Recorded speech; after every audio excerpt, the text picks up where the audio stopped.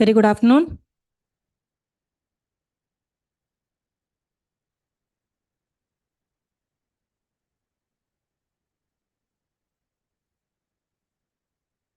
Students வருவாங்களாப்பா? வருவாங்களா? சரி, we'll wait for another 5 minutes. Then we will start our session. Current affairs 4th class.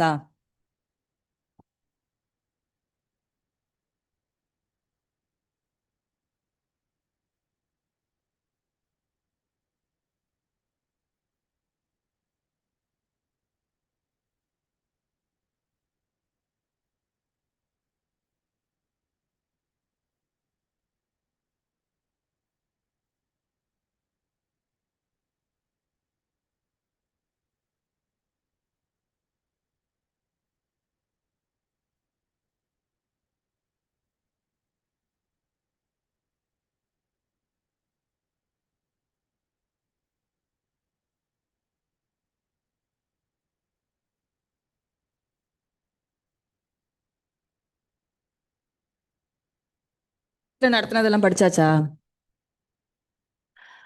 3 sessions, hardly ஒரு 20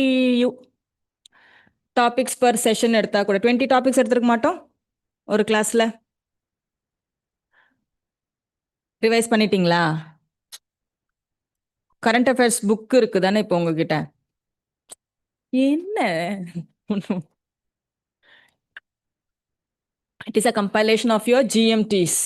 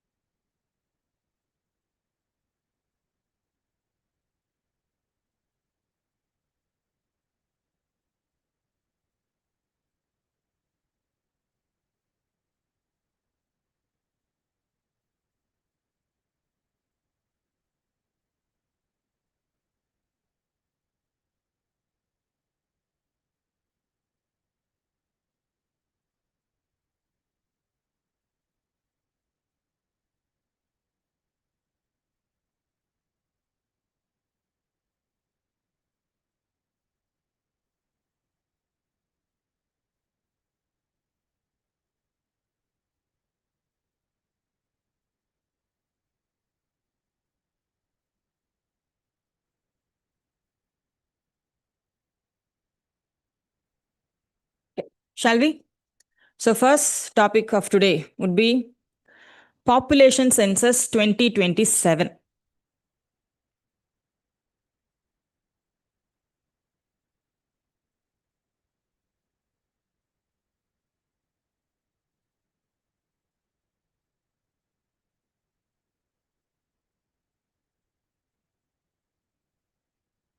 Population census na என்ன?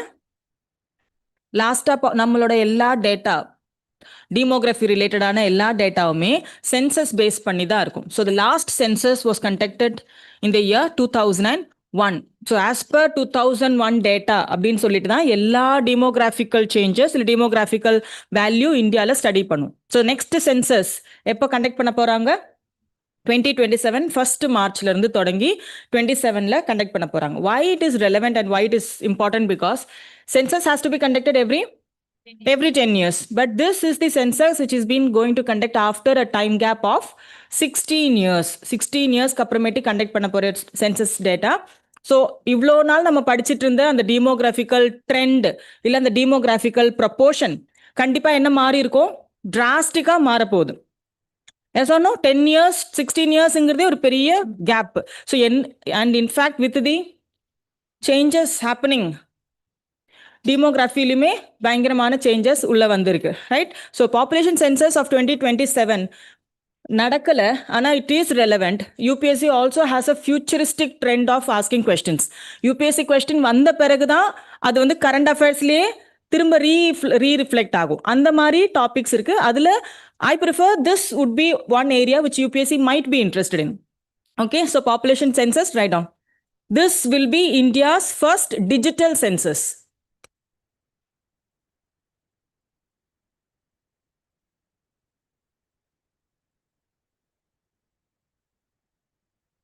It would be India's first digital census. எப்போ தொடங்க போறோம்? 1st of March 2027ல.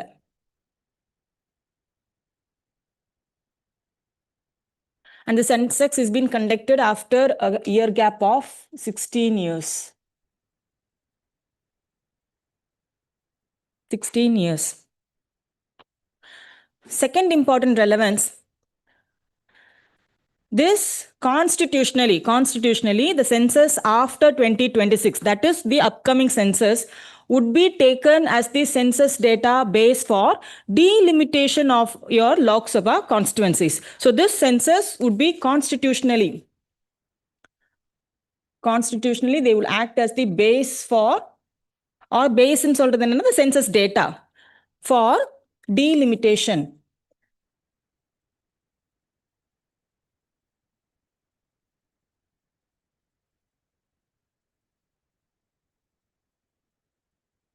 For the Lok Sabha constituency delimitation. இதுக்கு ரொம்ப data எதா மாறப்போகுது? 27ல வரக்கூடிய census data.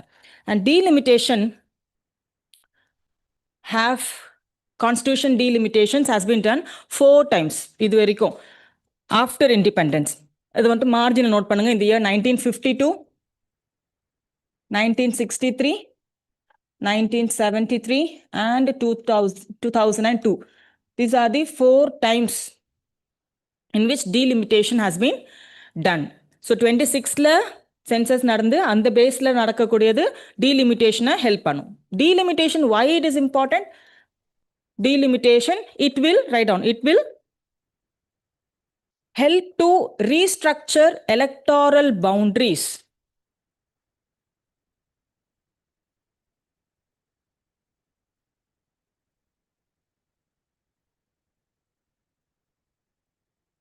It will help in restructuring the electoral boundaries before 2029 general election.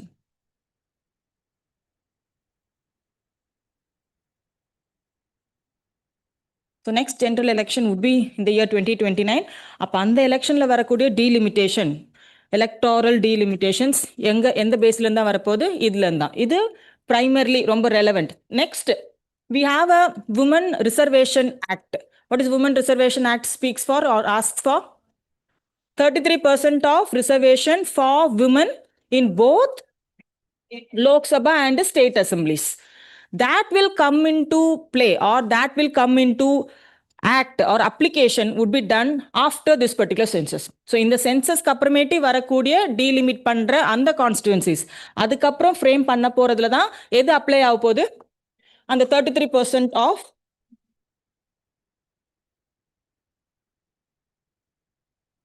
women's reservation both in your Lok Sabha and state assembly. State assembly elections and Lok Sabha elections. Apart from that, this is again the important census. This would be again playing an important census because the committee, the Cabinet Committee on Political Affairs, the Cabinet Committee on Political Affairs has approved the socio-economic and caste census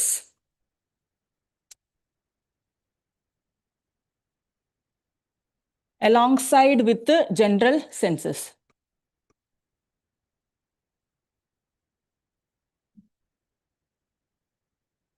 So general census ஓட சேர்த்து எதுக்கான அப்ரூவலும் கிடைச்சிருக்கு for the 2027 socio-economic and caste census.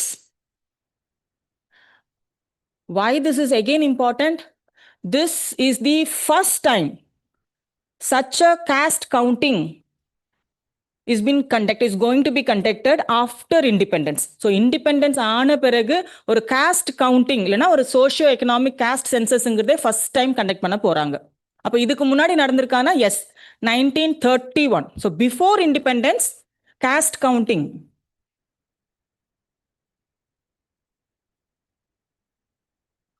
So after independence na, this is the first time. So the Cabinet Committee on Political Affairs have also approved. Another importance for the population census is this is again the first time geotagging of all buildings.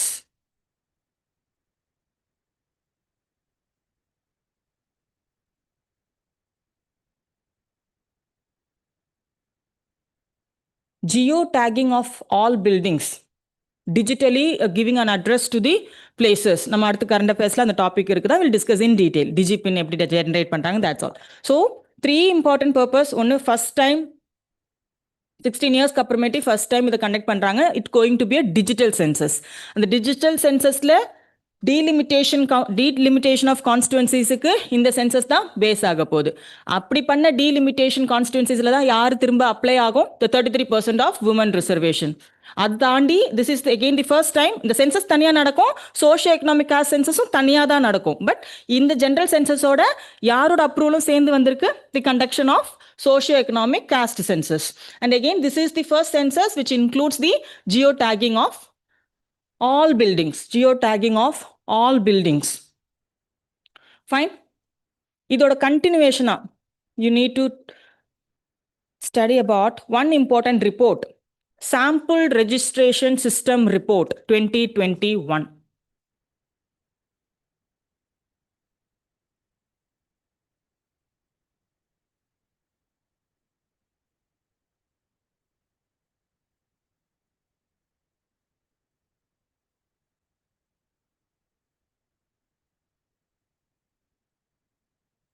Sample registration system. Sample registration system report 2021. It is released by Registrar General of India.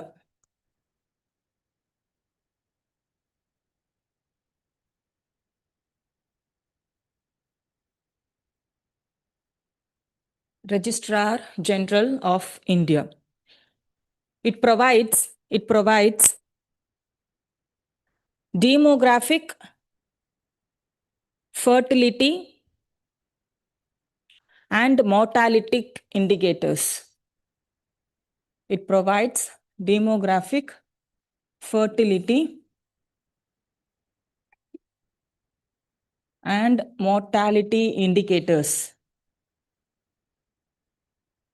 Mortality indicators for India and its states. For India and its states.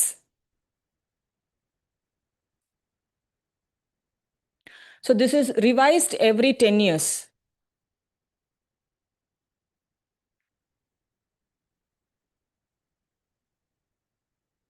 So next இதோட report எப்போ தான் வரும்? 2031 வரைக்கும். 2031ல தான் அடுத்த report வரப்போகுது.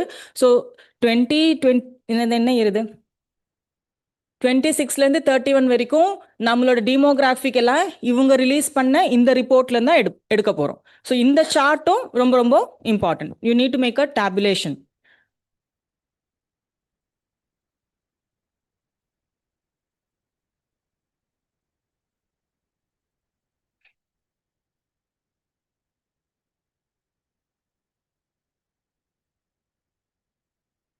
Okay, first one. First parameter is crude birth rate. Crude birth rate.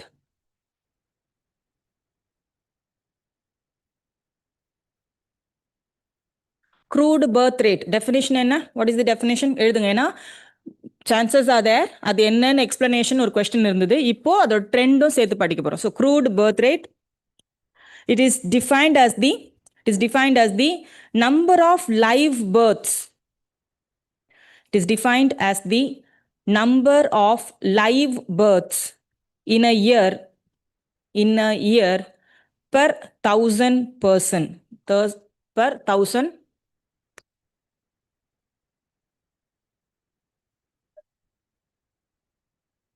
1000 person or 1000 people in a year.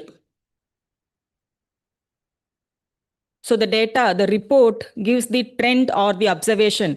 It has declined by 11%. It has declined by 11% from 21.8 to 19.3. So current value is 19.3. 10 years அப்படின்னா இது எந்த year 2021.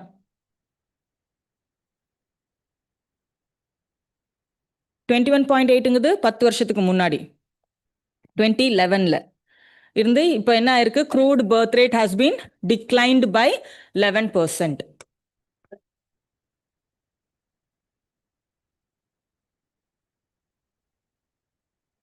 The highest is in Bihar and lowest is Kerala. Crude birth rate is highest in the state of Bihar and lowest Kerala.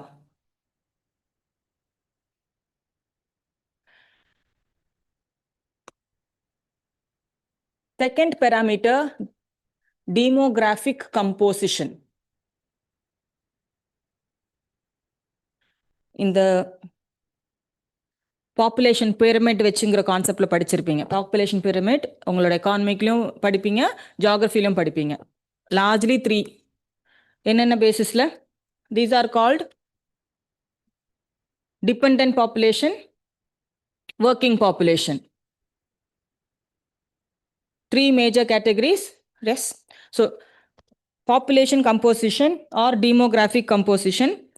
Definition, it is defined as the share of population by age group. Share of population by age group. 0 to 14 years. First, 0 to 14 years.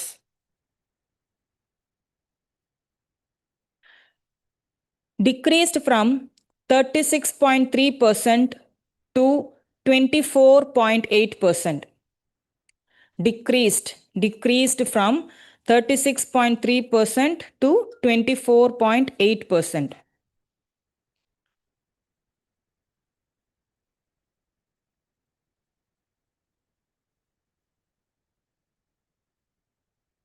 (15 to 59 years), the second category. 15 to 59 years, so called the working age. Increased from 57.7 increased from 57.7 to 66.2.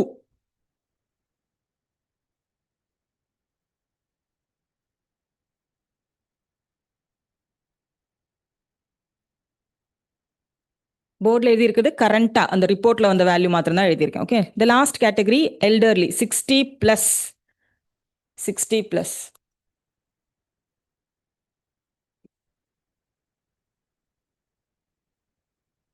The elderly population now 9%. Now it is 9%. And 65+. 65+ is 5.9%. 5.9%.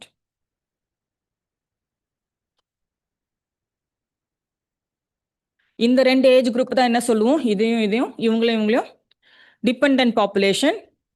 இதுதான் உங்களோட working population. டீமோகிராஃபிக் dividend அப்படின்னு படிப்போம் இல்லையா? We are in the phase of demographic dividend. What does that mean? What is demographic dividend?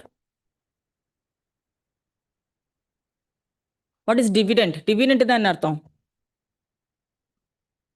ஒரு economic share, ஒரு income மாதிரி எடுத்துப்போமே. So என்னோட ஒர்க்கிங் ஏஜ் அதிகமாக இருக்கு அப்படின்னா we drive dividend by the nature of population composition. அதுதான் demographic. டீமோகிராஃபிக்னால அந்த economy is receiving a dividend, a growth. Fine. நான் இதில் இன்னொரு அப்சர்வேஷன், டீமோகிராஃபிக் கம்போசிஷனில் another observation, mean age at marriage. Mean age at marriage among females has increased to 22.5 years. mean average at mean age at marriage among females have increased to 22.5. Earlier it was 19.3. பழைய value 19.3. இப்போ female marriage பண்ற age has been increased. Third parameter according to this report, maternal mortality ratio.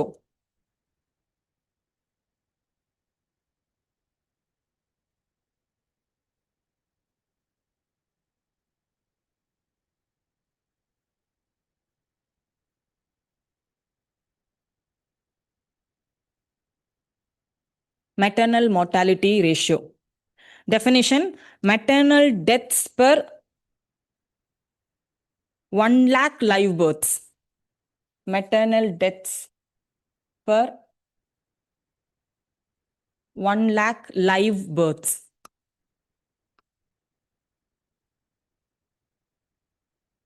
The outcome or the report gives it has declined from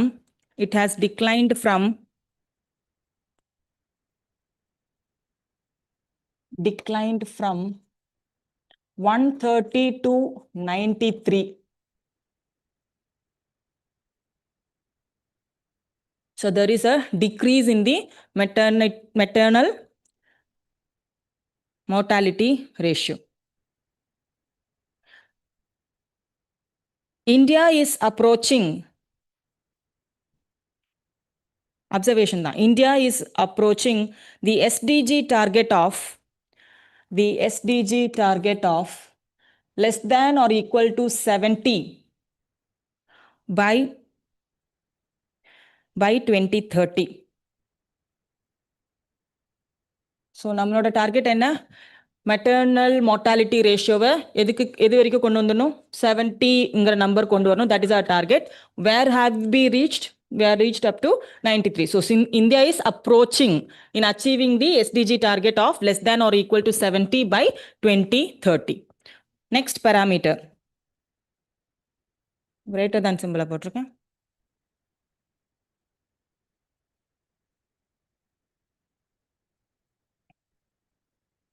Fine. Next parameter, neonatal mortality rate. Neonatal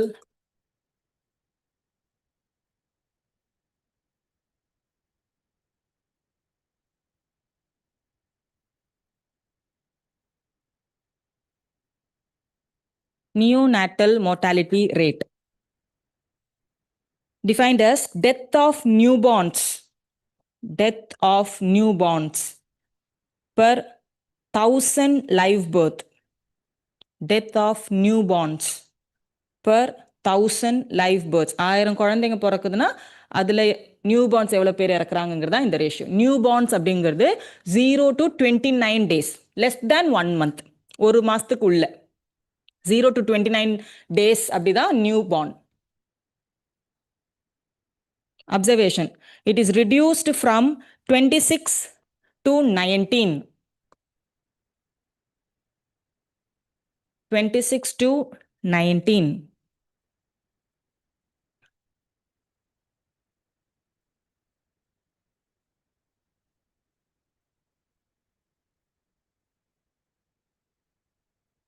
Lowest is in Kerala, highest in Madhya Pradesh. Lowest is in Kerala, highest is in Madhya Pradesh. And the SDG target is less than or equal to 12 by 2030.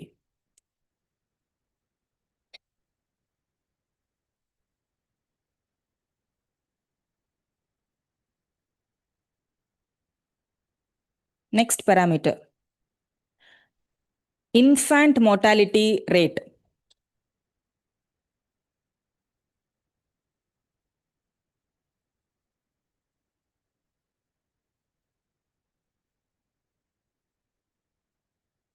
Infant mortality rate.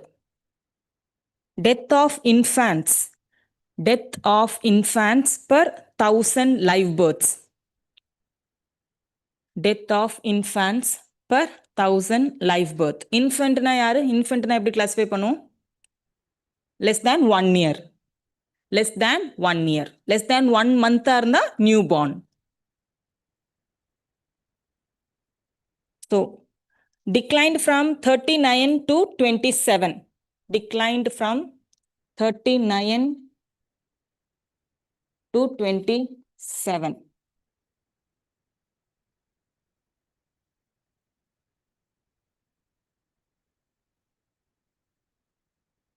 The lowest is in Kerala and highest Madhya Pradesh. இதே condition தான் யாருக்கு? New பார்னுக்கும். The lowest is in Kerala. Lowest Kerala, the value is 6. Marginal note பண்ணிக்கோங்க. 6, very low. The number of infant mortality rate. Next one. Under 5 mortality rate, USMR.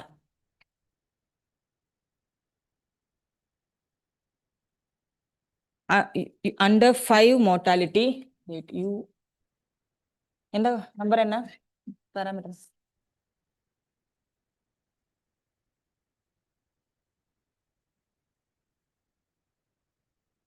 U5MR. U5MR. என்னோட hand ரைட்டிங்ல அது S மாதிரி தெரிஞ்சுது. Under 5, death of children under 5 per 1000 live births. Deaths of children under 5 per 1000 live births.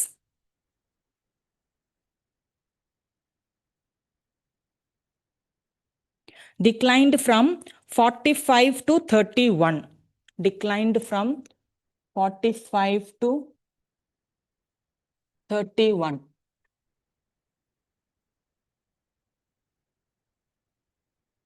SDG target less than or equal to 25 by 2030.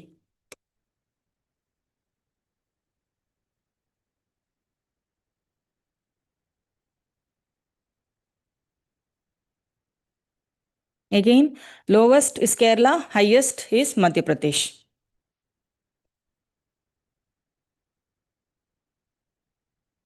Next parameter, sex ratio at birth.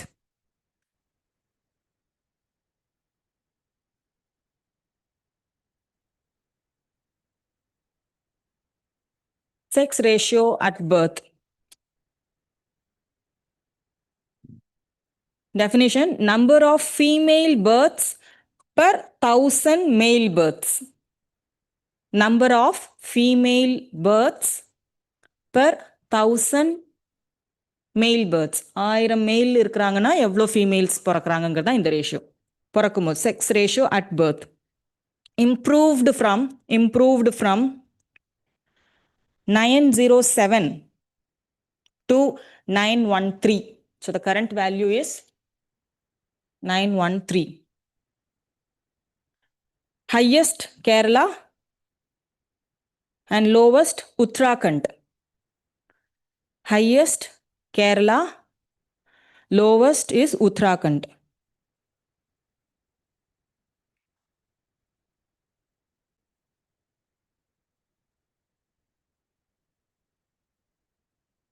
In rural regions, the sex ratio at births is an average of 912, and in urban regions, the sex ratio is at an average of 918. இது overall 913. Comparison, எங்க sex ratio அதிகம்? Women sex ratio? Urban cities, urban centers. It is higher than the national average. Yes. Next, total fertility rate. The next parameter is total fertility rate.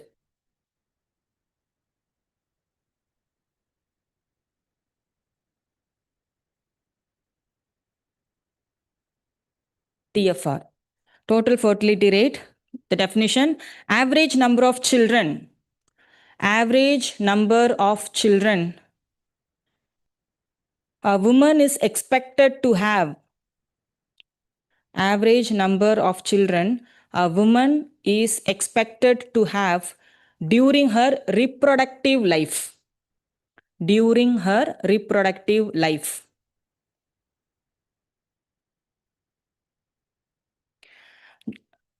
Declined to 2.0. Declined to 2 at national level.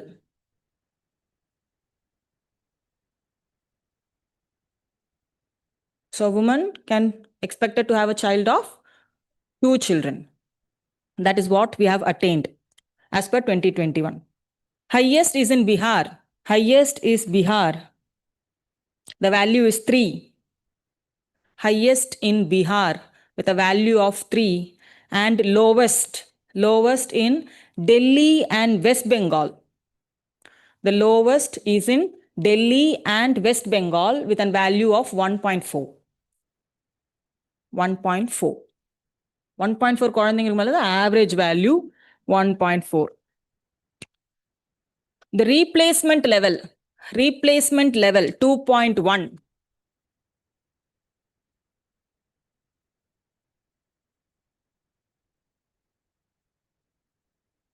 Population replacement level னு சொல்லுவாங்க total fertility rate ல வச்சு. Exact number of population has been doubled. அதான் replacement level.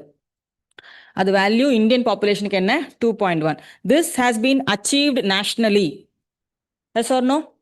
The replacement level has been achieved nationally. National average னு எடுத்தா.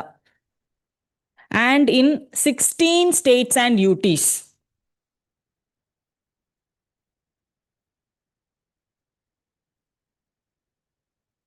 So among 16 states and UTs, the replacement value of total fertility rate has been achieved. And the national average is also less than 2.1, that is 2. So nationally, we also attained the replacement value. Again, rural has 2.1 and urban 1.6.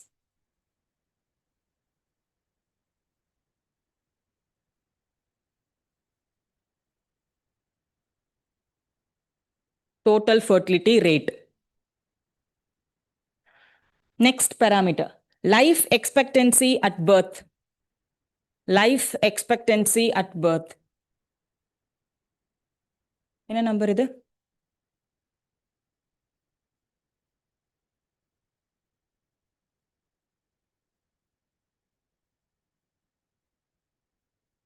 Life expectancy at birth. The definition, the average number of years. The average number of years a newborn is expected to live. Average number of years a newborn is expected to live. In India, that is 69.8 years.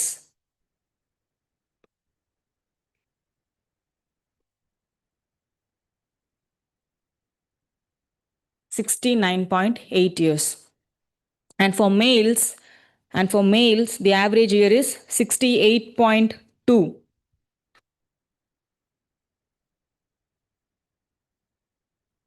68.2. And for females,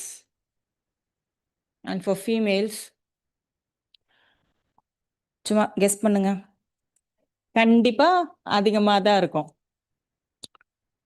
ஏன்? கொஞ்ச நாளாச்சும் ஒரு நிம்மதியான ஒரு life இருக்கும்.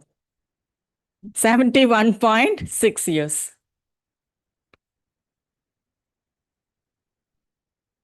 Yes, women live longer in India than male. The last parameter which has been stocked in the report is institutional deliveries. Institutional deliveries.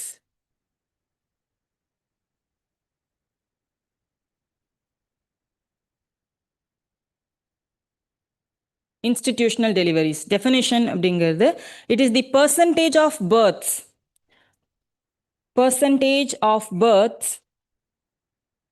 occurring in hospitals or health institutions. Percentage of births occurring in hospitals or health institutions.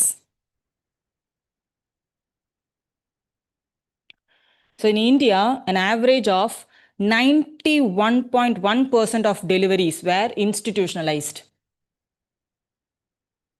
91.1% of deliveries are institutional deliveries in India as per 2021 report.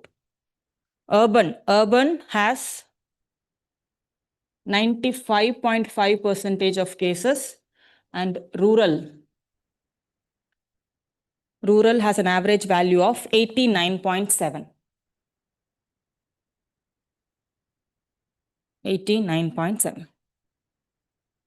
So இந்த data 31 வரைக்குமே மாற போகிறது இல்லை. 31ல என்ன பண்ணுவாங்க, திரும்ப இந்த ரிப்போர்ட்டை ரிவைஸ் பண்ணுவாங்க. ஆனால் அந்த ஸ்டடி பிளானே 5 to 6 இயர்ஸுக்கு நடக்கும். அதுக்கப்புறமேட்டி தான் at the very end of இல்லை நியர்லி 2040s தான் என்ன வரும், அந்த ரிப்போர்ட் வரும். அது வரைக்கும் உங்களோட என்டையர் டேட்டா எதை பேஸ் பண்ணி தான் இருக்கும், இந்த நம்பர்ஸை நம்பி தான் இருக்கும். ஓகே, இந்த நம்பர்ஸ்லேருந்து தான் உங்களோட மெயின்ஸில் ஆன்சர் எழுதுறதுக்கோ இல்லை இன்டர்வியூ கொஸ்டின்ஸில் எந்தெந்த states performing well, socio economic பேராமீட்டர்ஸ்லாம் பார்க்கும்போது இந்த report brings in a very important place. Okay, next ஒரு கரண்ட் அஃபேர்ஸ் முடிச்சிருக்கு. சரியா, நெக்ஸ்ட் சாந்தி ஆக்ட் பார்த்தோமா, last class. Shanti act bill பிஐபில இருந்து அந்த ப்ரொவிஷன்ஸ் எடுத்தோம். ஒரு பாயிண்ட் மட்டும் ஆட் பண்ணிக்கோங்க. when the act was signed, the act replaces, SHANTI Act replaces, தேடு தேடு தேடு,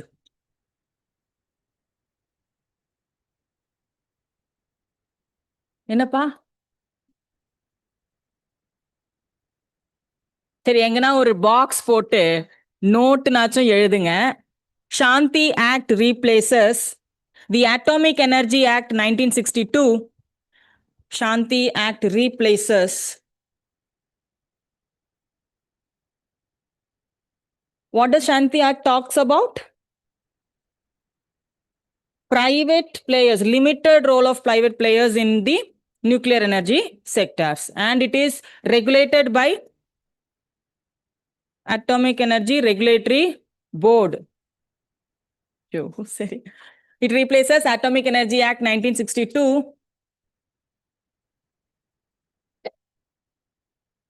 and the Civil Liability for Nuclear Damage Act.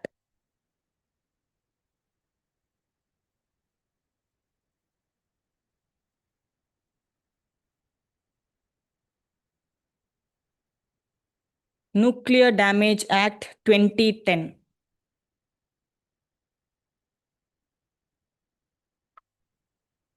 Atomic Energy Regulatory Board derives its power from two acts in பார்த்தோம். ஒன்று Atomic Energy Act and Environmental Protection Act. So now that act has been replaced by Shanti Act ன்னு சொல்லும் போது Atomic Energy Regulatory Board derives its power from Shanti Act and Environmental Protection Act. SHANTI Act தான் இவனை மாத்திட்டானே இல்லையா, இவங்க ரெண்டு பேர் இப்போ இல்லை. So Atomic Energy Regulatory Board derives its power from Shanti Act and Environmental Protection Act. அப்டேட் பண்ணிப்பீங்களா? Okay.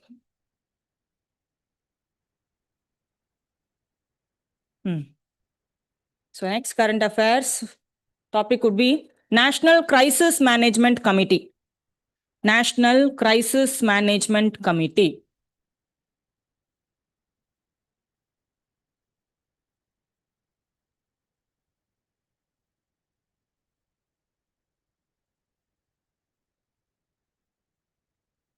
Committee.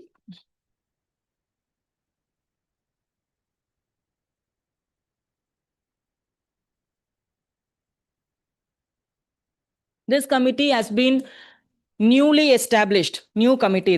This committee has been newly established under Disaster Management Act 2005.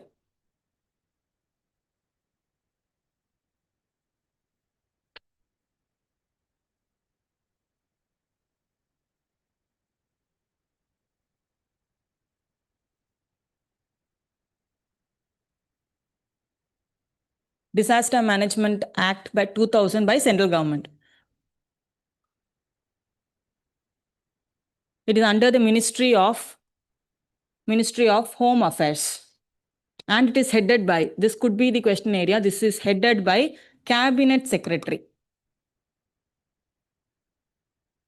Cabinet Secretary would head the National Crisis Management Committee. There is another important organization which is also established under Disaster Management Act is National Disaster Management Authority, which is headed by Prime Minister.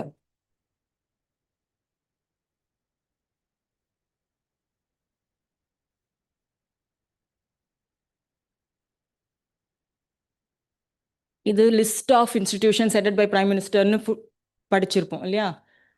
See, Disaster Management Act 2005, the act was brought in and thereby the body, National Disaster Management Authority, was formulated as in response or aftermath of tsunami. அதுக்கு முன்னாடி இந்தியாவில் natural disasters நடந்தது இல்லையா, இல்லை disasters வந்தது இல்லையானா இந்த அளவுக்கு massive ஸ்கேலில் ஒரு டிசாஸ்டர் வந்து நம்ம ஃபேஸ் பண்ணது first time. 1990s super cyclones எல்லாம் வந்திருக்கு ஒடிசாவில், சரியா? ஆனால் அந்த disasters nature both in terms of economic as well as social and the loss of life, இது எல்லாம் பண்ணும்போது tsunami played a huge role in a shift towards policy making. So we built in an act for disaster management. அதுலேருந்து வந்ததான் இந்த பாடி decided by Prime Minister. இது அதுக்கு அடுத்ததுக்கு the National Crisis Management Committee, which is also formulated under disaster management, headed by Cabinet Secretary. Roles and functions. சும்மா list போட்டு bulletin மாதிரி போட்டு எழுதுக்காங்க. Roles and functions of NCMC. NCMC. Roles and functions. It assesses preparedness,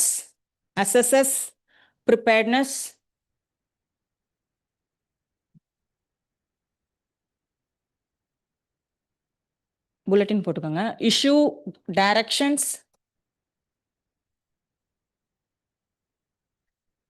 directions, coordinate efforts,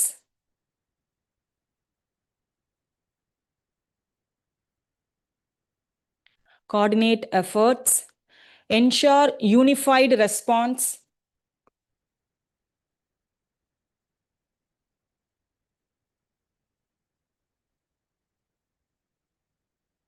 and lastly strategic alignment.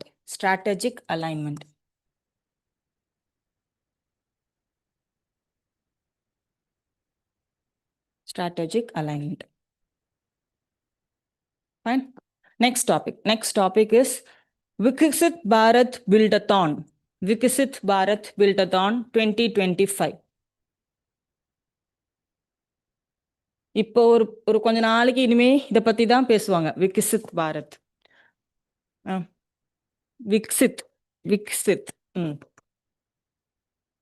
Viksit Bharat buildathon.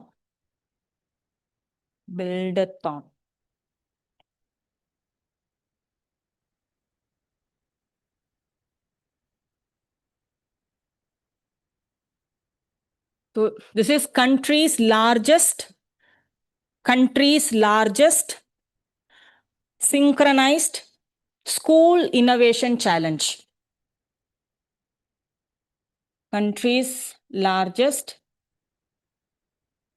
synchronized school innovation challenge.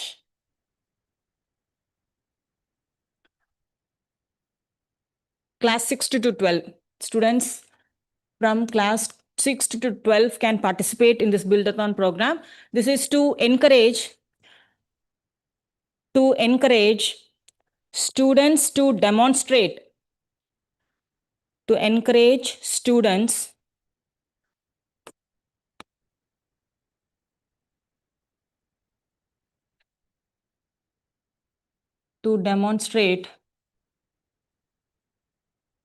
their creativity and problem solving ability.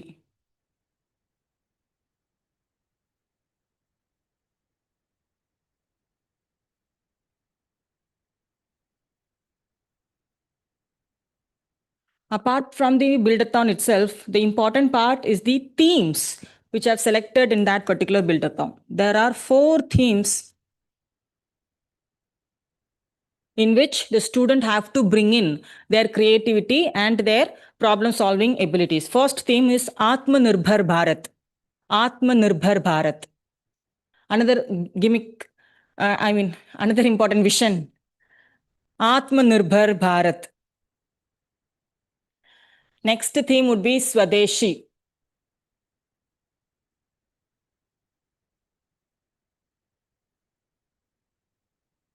Atmanirbharங்கிறது என்ன? Self-sufficient or self-reliant. Swadeshiங்கிறது என்ன? indigenous or make in India அந்த மாதிரியான indigenous. Third one, vocal for local.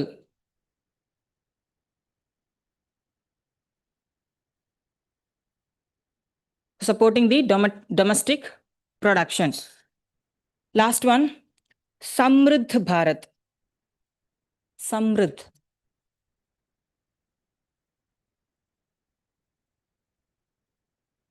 Samridh Bharat, no?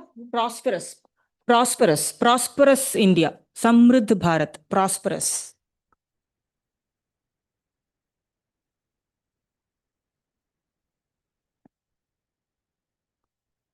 So this buildathon, Viksit Bharat Buildathon, was organized by Ministry of Education. Ministry of Education in collaboration with Ministry of Education in collaboration with Atal Innovation Mission and Niti Aayog. So this buildathon was organized by Ministry of Education in collaboration with Atal Innovation Mission and Niti Aayog. So the themes important, the themes related ஆன government initiatives margin note பண்ணுங்க. இந்த themes சம்பந்தமான இல்ல இது related ஆன government initiatives, missions and schemes, programs எங்கன்னா பார்த்தீங்கன்னா அது add on பண்ணிக்கிட்டே இருங்க. நம்ம கிளாஸஸ்ல கொண்டு போகலாம், பட் இது ரொம்ப ரொம்ப ரெலவெண்டான themes. கொஸ்டினுக்கான பாசிபிலிட்டிஸ் இந்த ஏரியால இருந்து அதிகம். Next topic would be Dhruva.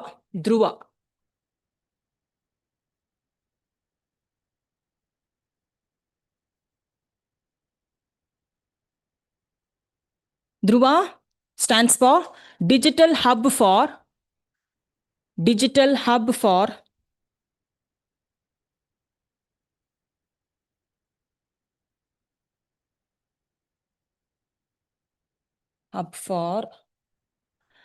reference and unique virtual address.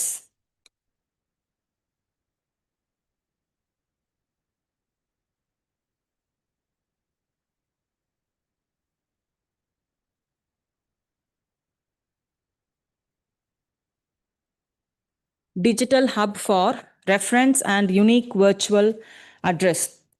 This is a digital initiative. It is a digital initiative to make address data. It is a digital initiative to make address data a vital part of India's digital public infrastructure.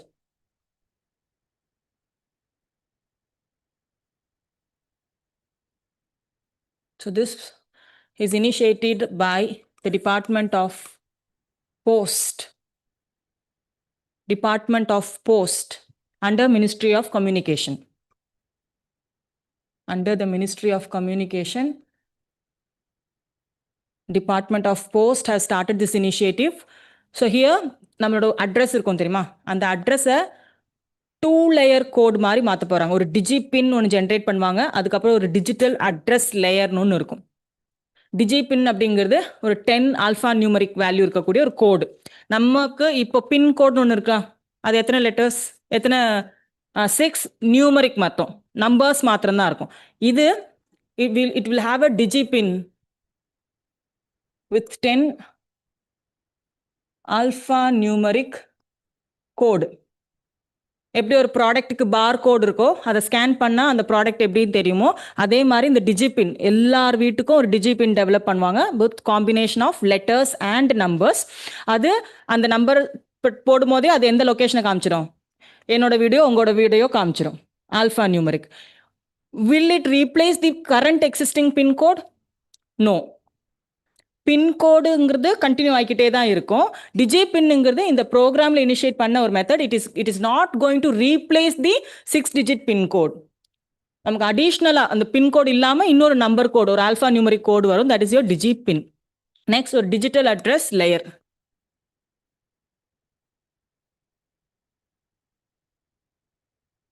இது வந்து ஒரு mail ID மாதிரி, ஒரு domain மாதிரி என்னோட அட்ரஸை சிம்பிளா represent பண்ணக்கூடிய ஒரு மெத்தடாலஜி. ஸோ ஒரு நம்பர் இருக்கும், ஒரு டொமைன் இருக்கும். இது ரெண்டுத்தையும் போட்டாலே எக்ஸாக்டா அந்த பிளேஸ் எங்க அப்படிங்கிறத மார்க் பண்ணிட முடியும். Okay, so it is a simple shareable name.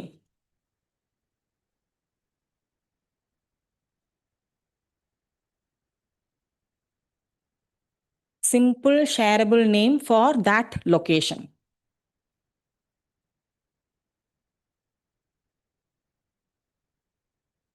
Keynote என்ன?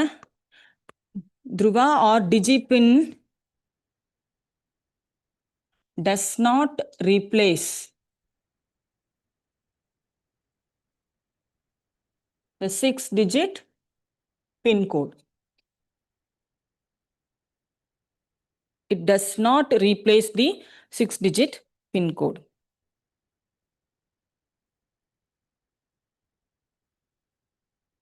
Okay. Next topic would be Adi Sanskriti and Adi Karma Yogi.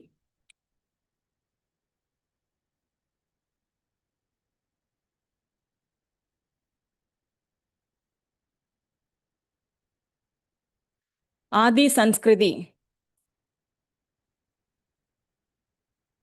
ஆதி சன்ஸ்கிருதி எது ரிலேட்டடா இருக்கலாம்? எனி கேசஸ் கேள்விப்பட்டிருக்கீங்களா? என்னப்பா? ட்ரைபல் எஜுகேஷன் ரிலேட்டடா. So this is designed as Adi Sanskriti is designed as என்னப்பா? Designed as or designed to become, it is designed to become world's first digital tribal university. It is not India's, it is the world's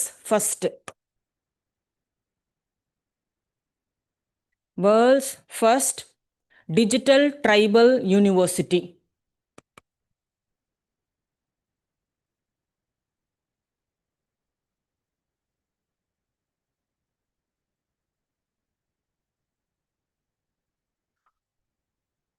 Okay, it is an online marketplace. It is also an online marketplace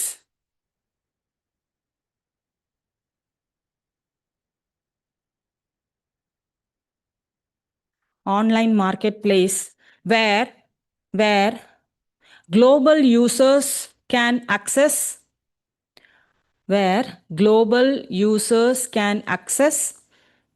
products created by tribal artisans. So tribal artifacts ப்ராடக்ட்ஸை வாங்குறதுக்கான ஒரு market place மாதிரி அது act ஆகும். So this is again world's first digital tribal university as well as a market place for tribal products. Key components.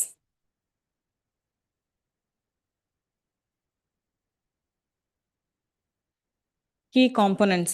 First one, Adi Vishwa Vidyalaya.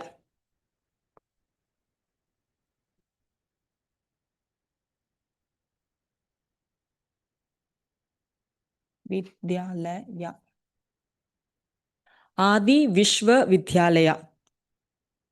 So this is Digital Tribal Art Academy.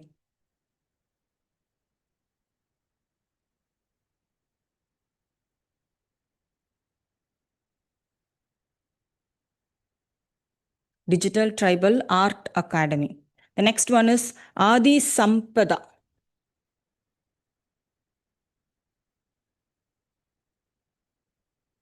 Adi Sampada. This is going to be acting as a socio-cultural repository.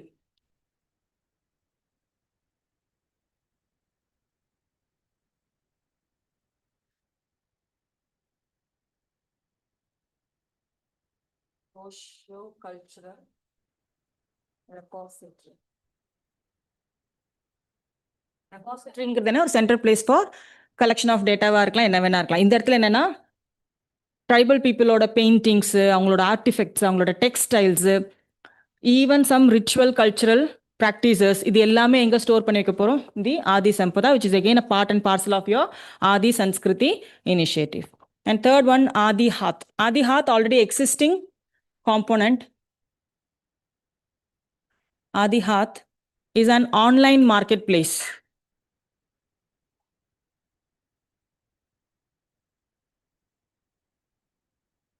Online marketplace which is going to be developed as a global e-marketplace for tribal products.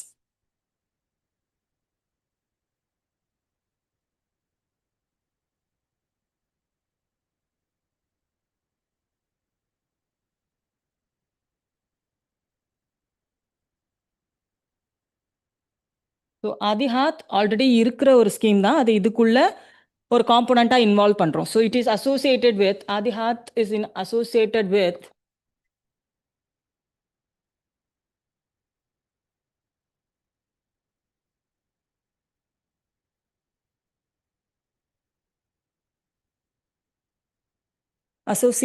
TriFed under Ministry of Tribal Affairs. TriFed stands for Tribal Cooperative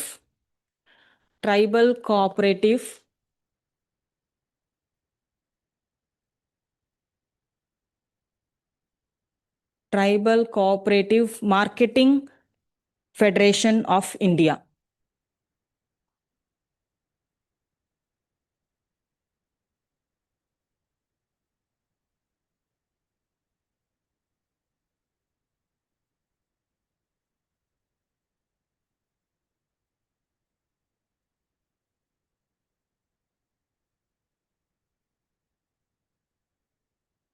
Three important components. It is going to be the first digital tribal university, world's first tribal university, ஆதி சன்ஸ்கிருதி. இதே மாதிரி ஒரு லைன்ல வர்றது தான் ஆதி கர்மயோகி. ஆதி Karmayogi.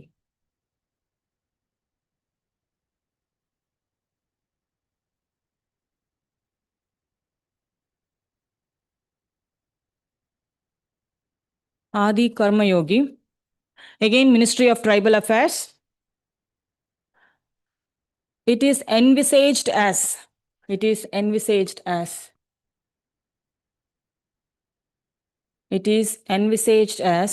world's largest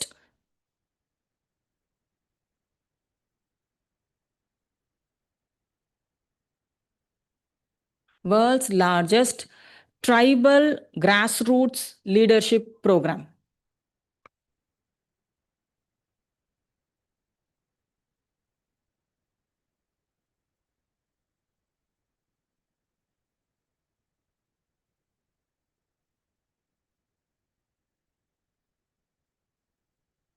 It aims to co-create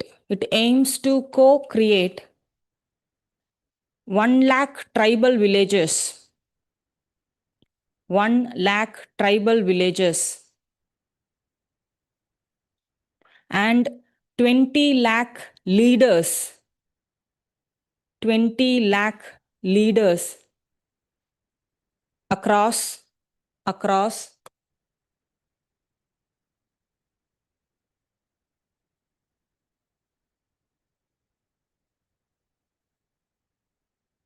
so throughout India, 550 districts we're going to plan to make 20 lakh leaders. So they are planning to make tribal development athandi, bringing them leadership qualities. Okay, so this is tribal grassroots leadership program.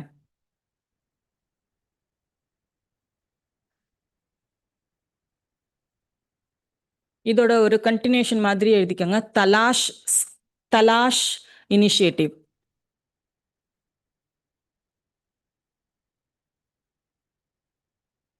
Another initiative related to tribals. Anala Talash initiative. Talash stands for Tribal Aptitude Life Skill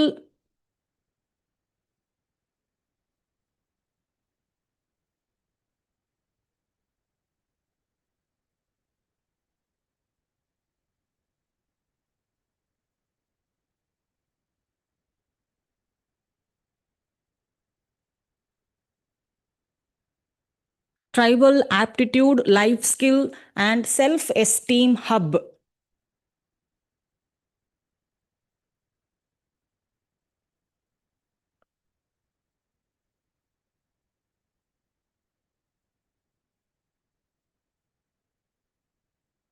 UNICEF India has launched Talash. UNICEF India.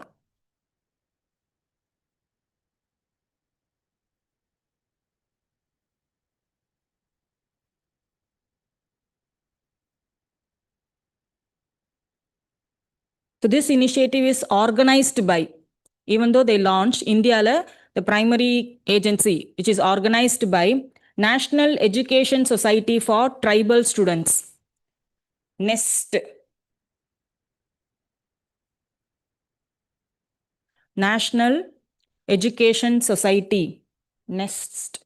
National Education Society for Tribal Students.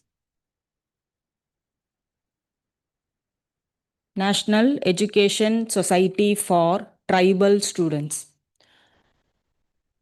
in collaboration with the Ministry of Tribal Affairs.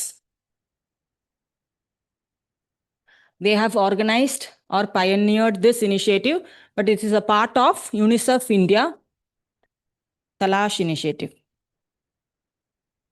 One-liner. It is an initiative for the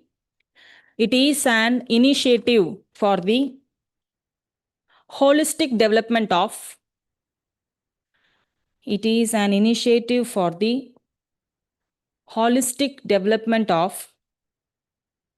tribal students.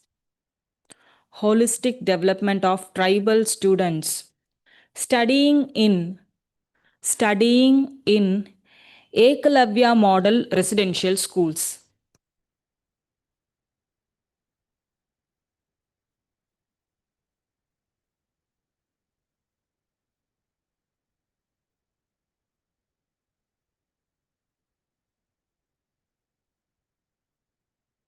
Ekalavya model residential schools la padikira kuழந்தைங்களோட holistic development ஆக கொண்டு வரதான் Talash initiative. This initiative is inspired from Tamanna by NCRTs.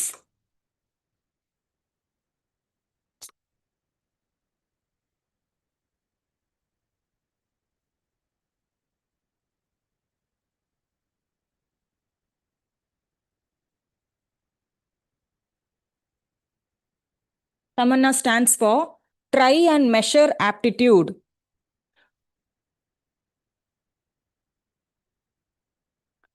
Try and Measure Aptitude and Natural Abilities Test.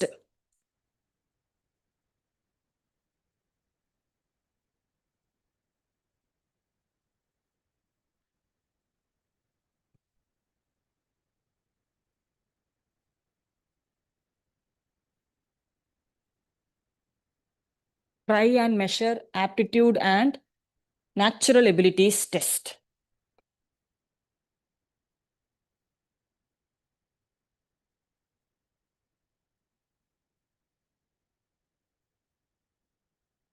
ஸ்டூடெண்ட்ஸோட holistic டெவலப்மெண்ட்டுக்காக கொண்டு வர programs. அதே மாதிரி tribal ஸ்டூடெண்ட்ஸுக்காக கொண்டு வந்தது தான் என்ன? தலாஷ்.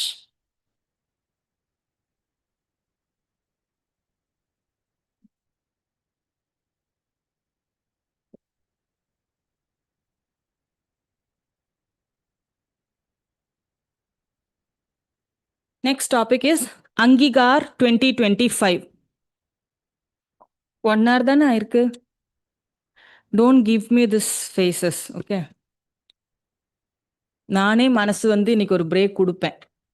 15 to 20 minutes பிரேக் இருக்கும். எழுதிடுங்க. அங்கீகார் 2025.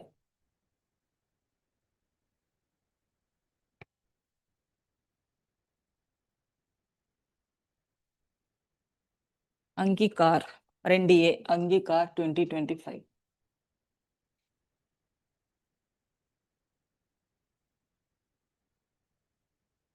This is under Ministry of Housing and Urban Affairs. Ministry of Housing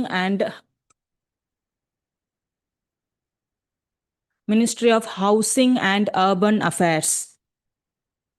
It aims It aims to boost the implementation of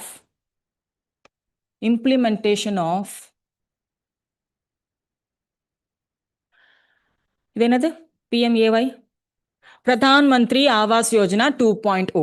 அது என்னது பிரதான் மந்திரி ஆவாஸ் யோஜனாங்கிறது என்ன? அதனால தான் இது இந்த மினிஸ்ட்ரி. அங்கிகார் 2025ங்கிறது இதோட இம்ப்ளிமெண்டேஷனை ஃபெசிலிட்டேட் பண்ணுறதுக்கு இன்க்ரீஸ் பண்ணுறதுக்கு கொண்டு வந்தது தான் இந்த initiative. So Pradhan Mantri Awas Yojana 2.0 was ரிவாம்ப்ஸ் இன் 2015. 2015ல தொடங்கி ஒரு ரிவாம்ப்ஷன் நடந்தது. இப்போ 2024ல 2.0ங்கிறது எலாபரேட்டாக கொண்டு வந்தாங்க. இதில் ஃபோக்கஸ் ஏரியாஸ்னு ஒன்று இருக்குது. ஃபர்ஸ்ட் த கீ காம்பனண்ட் இதில் of features focus on vulnerable groups. Focus on vulnerable groups. It includes slum dwellers, SC or STs, slum dwellers, SC or STs, minorities, widows, PWDs na enna? Persons with disabilities, PWDs, workers, vendors, and artisans.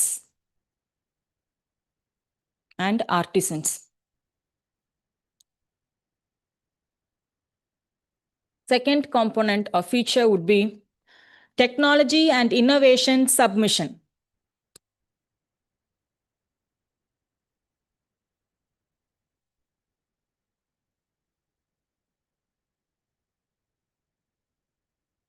Technology and innovation submission, TISM. It focuses on green disaster resilient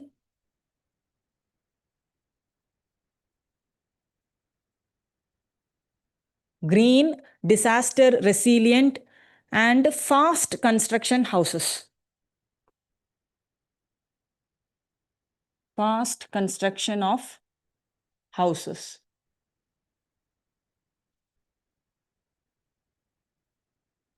Third feature is Credit Risk Guarantee Fund Trust.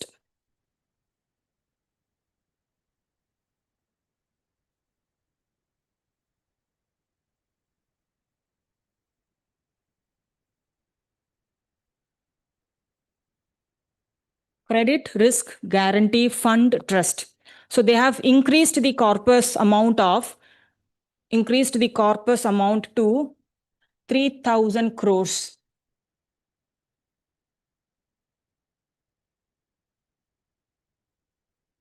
For affordable housing loans. Housing loans எடுக்கிறதுக்காக இந்த ட்ரஸ்ட்டில் எவ்வளோ increase பண்ணியிருக்கோம் corpus amount 3,000 crores வரைக்கும் spend பண்ண government ரெடியாக இருக்குது.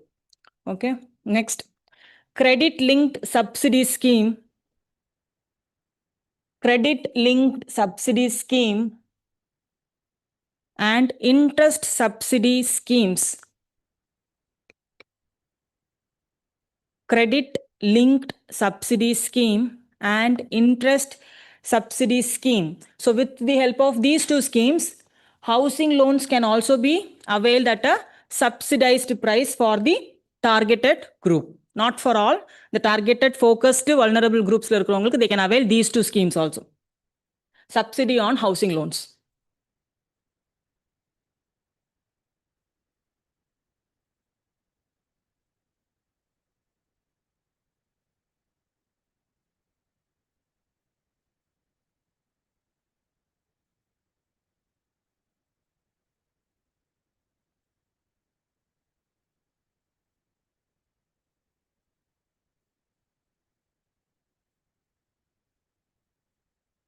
Okay, next one. Sahayog portal.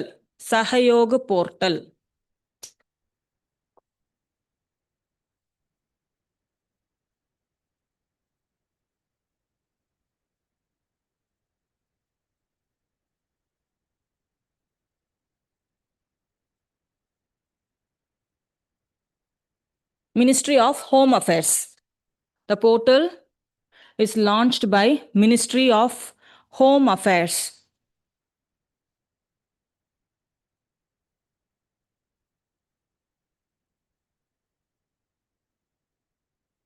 It is a centralized digital platform. It is a centralized digital platform launched to speed up. Centralized digital platform launched to speed up issuances of notices. Issuances of notices. They will issue notices. எதுக்காகனா for blocking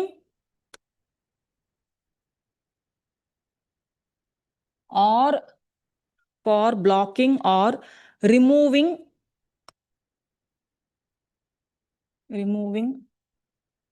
unlawful online content.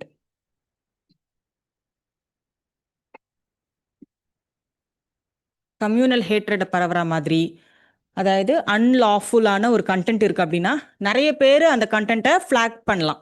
State கவர்மெண்ட்ஸ்க்கு power இருக்கு, போலீஸுக்கு power இருக்கு. அதை flag பண்ணாங்க அப்படின்னா, அந்த கண்டென்ட்டை flag பண்ணாங்கன்னா அதை இந்த இஷ்யூவன்ஸ், இந்த சஹயோக் போர்ட்டல் யூஸ் பண்ணி that portal will issue notices. They will not directly block. They will issue the notice to the internet service providers or the platforms, social media platforms, and thereby they will make the platforms to asking the personnel to remove. They can also cannot directly remove. They can filter out certain contents. அந்த மாதிரி ஒரு layered structure தான். சஹயோக் portal என்ன ஆகும்னா, யார் வேணா அந்த கண்டென்ட்ல ஒரு ஃபிளாக்ஷிப், ஒரு நெகட்டிவ் ஃபிளாக்ஸை வந்து ரேஸ் பண்ணலாம். This portal is maintained by, even though it is launched by Ministry of Home Affairs, this is maintained by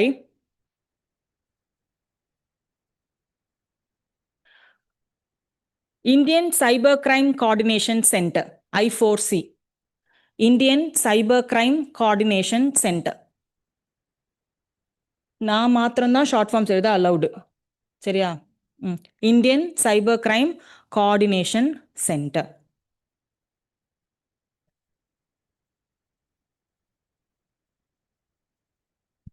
Next one, Sujalam Bharat app.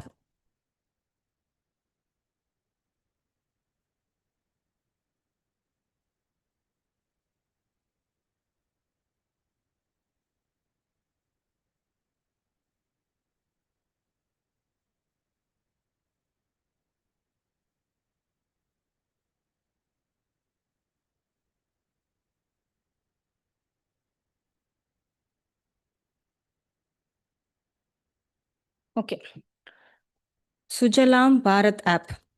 சுஜலாம்னா என்ன அர்த்தம்? சுஜலாம் எங்க வரும்? Vande Mataram is our national song. What is Sujalam? டே என்ன தெரியும்னா meaning என்ன? Meaning தெரிஞ்சா இந்த என்ன ஆப் எதுக்காகன்னு ஈஸியா சொல்லிடலாம். அப்படிதான் நம்ம ஹிந்தி தெரியாமலே வச்சிருக்காங்க பத்தியா. Sujalam Bharat app. Sujalam means clear water or rich water resource. Jal. What is Jal? Water. Okay, so this is launched by Ministry of Jal Shakti. Jal Shakti is the ministry. Water resource. Ministry of Jal Shakti. இது எதுக்காகனா drinking water governance, எந்த அளவுக்கு clean water வருது, அது எந்த மாதிரி utilise பண்றோம், அந்த மாதிரி ரியல் டைம் ட்ராக் பண்றதுக்காக தான் இந்த app. It is launched by ministry of Jal Sakthi.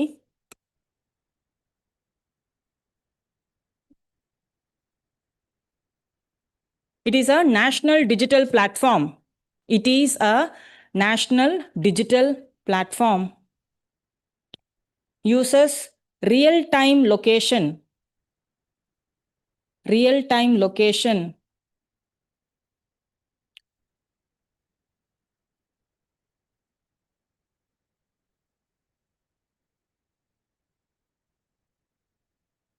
Real-time location or geo-referenced data. Real-time location or geo-referenced data to strengthen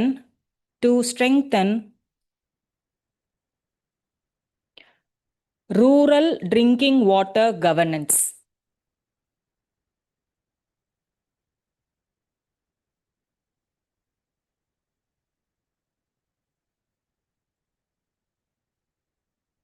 rural drinking water governance. It is implemented across all states and UTs. So this Bharat app, that implementation across all states and UTs.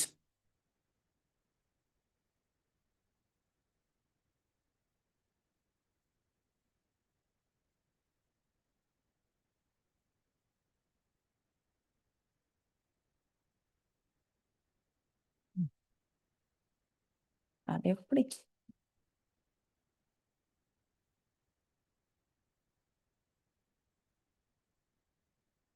திரவ்யா portal கேள்விப்பட்டிருக்கீங்களா? What is Dravya portal?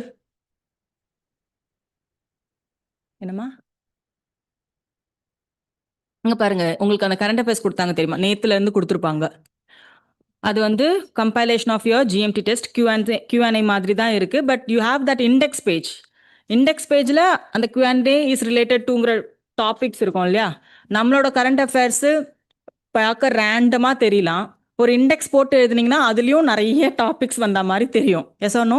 இதோட mismatch பண்ணி பார்த்துட்டே இருங்க. Tick பண்ணிகிட்டே வாங்க, checklist பண்ணிகிட்டே வாங்க. ஏன்னா ஜிஎம்டி வெல் எலாபரேட்டட் ஸ்ட்ரக்சர்டாக கொண்டு போயிருக்காங்க உங்களுக்கு டெஸ்ட். எவ்ரிடே 10 கொஸ்டின்ஸா? ஜிஎம்டி என்னது? குட் மார்னிங் டெஸ்ட் தானே?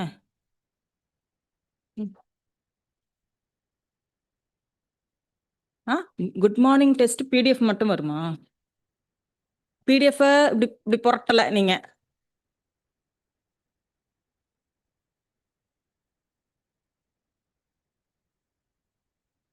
அது நிஜமாவே நல்லா இருக்கு. I went through full portions பார்க்க முடியலனாலும் selected segments I went through.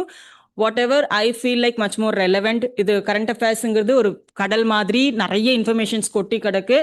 இந்த era of technology or the era of internet, over saturation of information இருக்கு. எது படிக்கணும் படிக்கக்கூடாது. ஸோ ஜிஎம்டி டெஸ்ட்ல நல்ல ஆர்கனைஸ்டாகவே இருக்குமா?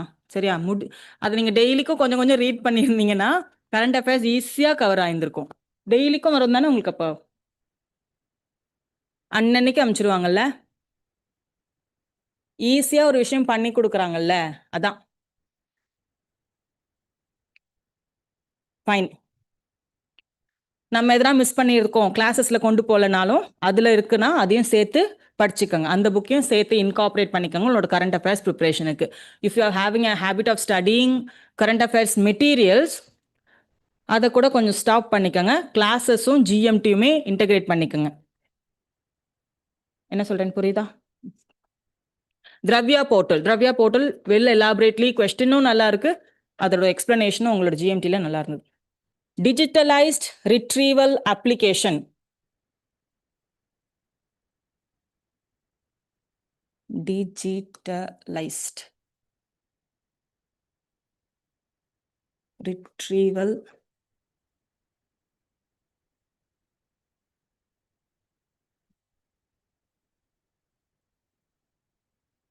Digitalized retrieval application for versatile yardstick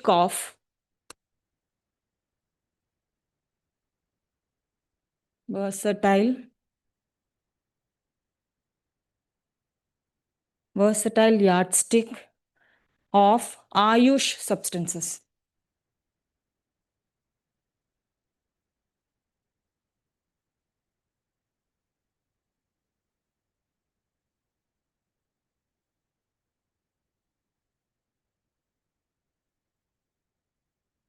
So obviously launched by which ministry? Ministry of Ayush. It is designed by the digital initiative is launched by Ministry of Ayush. It is designed by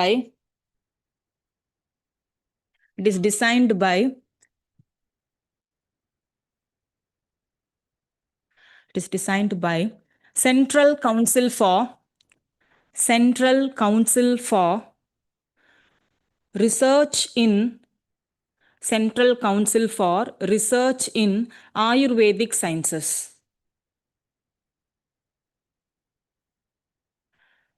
Central Council for Research in Ayurvedic Sciences. So it is aimed at modernizing and standardizing Modernizing and standardizing India's traditional medicine knowledge. India's traditional medicine knowledge.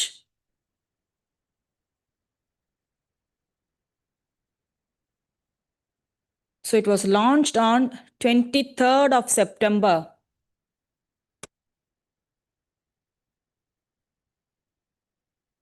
It was launched on 23rd of September. Why it is important? Because 23rd September is National Ayurveda Day.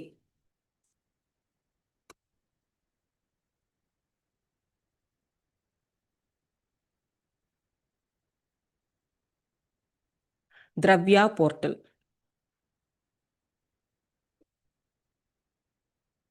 Okay.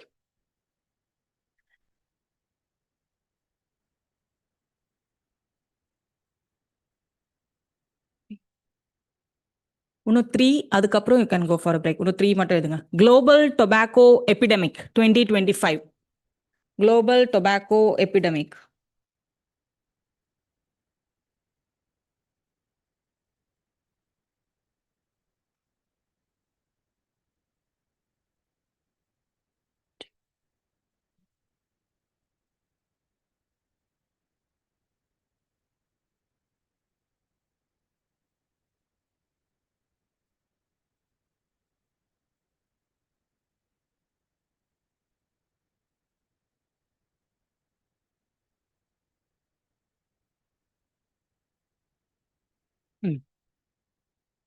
Global Tobacco Epidemic.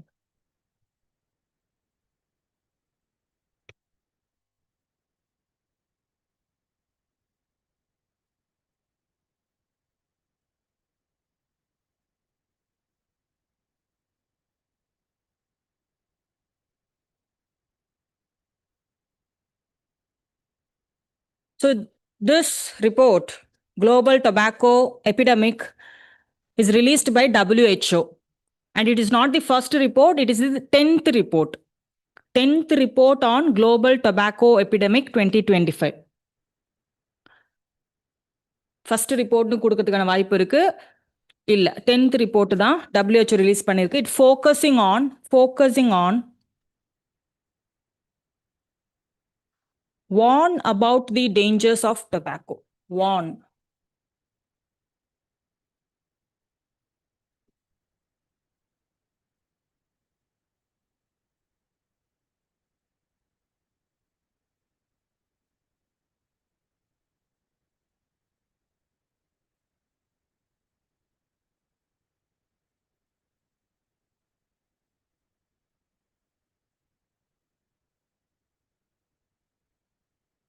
So it focusing on then the W component.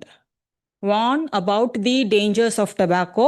It is the components of M power. So question ஜென்ரலாக கேட்குறதா இருந்தால் global tobacco epidemic பற்றி statement கேட்டால் யாரை mismatch பண்ண வாய்ப்பு இருக்குது? தி organisation. டபிள்யூஹெச்ஓவில் தப்பு பண்ண மாட்டாங்க, ஏன்னா டிசீஸ் ரிலேட்டடான மோஸ்ட் ஆஃப் த ரிப்போர்ட்ஸ் யார் தான் ரிலீஸ் பண்ணுவா? டபிள்யூஹெச்ஓ. அப்போ அந்த கொஞ்சம் அறிவு இருக்குன்னு அவனுக்கு தெரியும். So tobacco and empower is associated with tobacco consumptions இல்லை டொபாக்கோ. இந்த காம்பனன்ட்ஸ் ஈச் காம்பனன்ட்ஸ் என்ன அப்படின்னு நீங்கள் தெரிஞ்சுக்க வேண்டாம், ஆனால் லிசன் பண்ணிக்கோங்க. ஃபுல்லாக எழுதணும் அவசியம் இல்லை. M stands for monitor tobacco use and prevention policies. P stands for protect people from tobacco smoke. O stands for offer help to quit tobacco use. W stands for warn about the dangers of tobacco. E stands for enforce ban on tobacco advertising, promotion and sponsorship. And R stands for raise taxes on tobacco. இதை இண்டிவிஜுவலாக கேட்குற மாட்டாங்க, அந்த அளவுக்கு போக மாட்டாங்க. காம்ப்ளெக்சிட்டினா இப்படி கொண்டு வர மாட்டாங்க. பட் எம் பவர் அப்படிங்கிற கான்செப்ட் இஸ் அசோசியேட்டட் வித் டொபாக்கோன்னு தெரிஞ்சுக்கணும். நம்ம டொபாக்கோ போர்டுன்னு ஒன்று பார்த்தோம். எங்க it is located head quarters at Guntur, Andhra Pradesh. The very reason was largest producer and consumption of tobacco. This is an NCRT fact, but currently there is a change. Another state has surpassed the production of tobacco in India. யாரா இருக்கும்?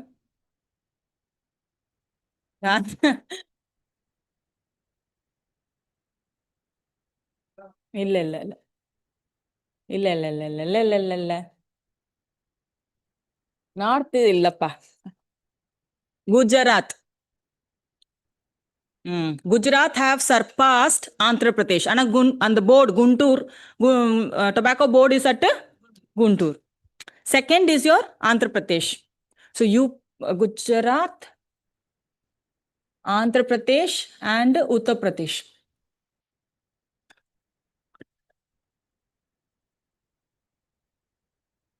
So these are the top 5 tobacco production states in India. Gujarat produces 45% of the total production now. Currently, Gujarat stands first.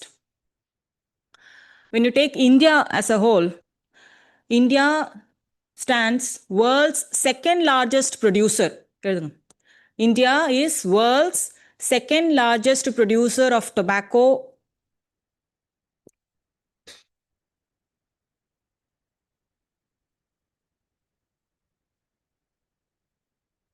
Producer of tobacco after who could be the first one?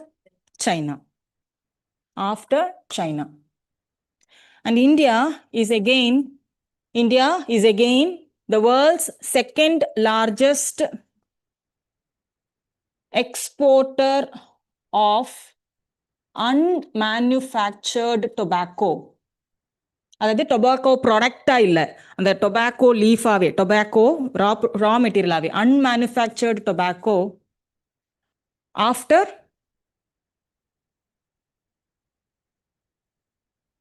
இல்லை இல்லை, இந்த இடத்துல வேற country try பண்ணுங்க. இல்லை, சரி, நமக்கு தான் டைம் இருக்கே. ஒரு south American country, Brazil.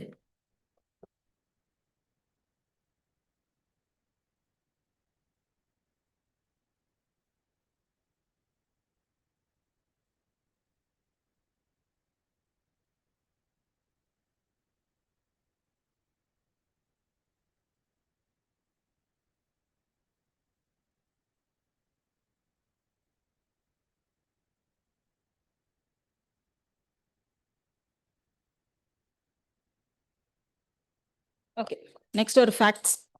Kerala, right on, next current affairs. Kerala is officially been declared.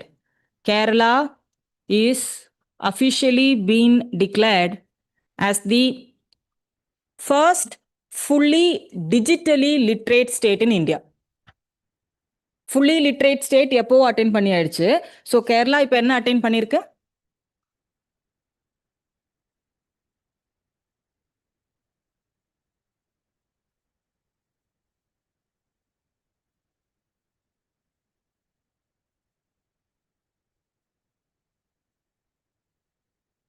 First fully digitally literate state. Mizoram.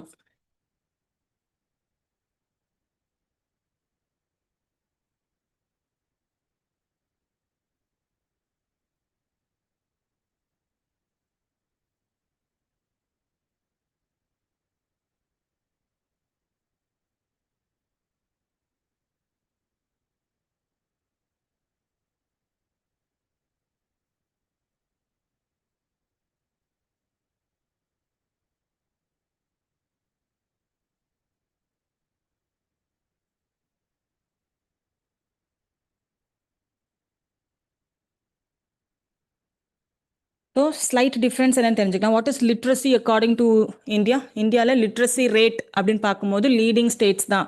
Southern states all of them are leading states in the literacy rate. Literacy ரேட்டுங்கிறது என்ன? Any person who is above the age of 7 years who can read and write with the understanding. Read and write with understanding in any language. இங்கிலீஷில் தான் இருக்கணும்னு இல்லை, ஏதாவது ஒரு லாங்குவேஜில் எழுதவோ படிக்கவோ புரிஞ்சுக்கிட்டு எழுதவோ படிக்கவும் முடியணும். 7 வயசுக்கு மேலே இருந்தாலே அவங்க எந்த category? Literate. Functional literacy. Functional லிட்ரஸிங்கிறது என்ன? அதாவது they can read, write and comprehend information to carry out everyday activities. ஒரு ஃபார்ம்ல என்ன கொடுத்துருக்காங்கன்னு படிச்சு தெரிஞ்சுட்டு அதை ஃபில் பண்றது. எல்லா எவ்ரிடே ஆக்டிவிட்டீஸுக்கு நம்மளோட அறிவை யூஸ் பண்றது, எழுத படிக்க தெரியறது மாத்திரம் இல்லாம, அதுதான் என்ன functional literacy. So which is the first state to attain functional literacy? Mizoram. Digital லிட்ரஸிங்கிறது என்ன? என்னது? கேரளம் வந்து அட்டைன் பண்ணிடுச்சு. டிஜிட்டல் லிட்ரஸி நான் என்னன்னு கேட்டேன். The usage of internet and digital டிவைசஸையும் இன்டர்நெட்டையும் ப்ராப்பரா யூஸ் பண்ண தெரிஞ்ச ஃபுல்லி ஸ்டேட் எது? கேரளா. இதுல கீ கரெக்ஷன் என்னன்னா, பீரியாடிக் லேபர் ஃபோர்ஸ் சர்வே. இந்த சர்வே தான் இந்த இதெல்லாம் கொடுக்குது, ரிப்போர்ட் கொடுக்குது. ஸோ ஃபுல்லி அப்படிங்கிற மீனிங் இருக்குல்ல, full functional literacy, fully digitally literate அப்படிங்கிறது பர்சன்டேஜாக கன்வெர்ட் பண்ணுறோன்னா எத்தனை பர்சன்டேஜ் இருக்கணும்? ஃபுல்லி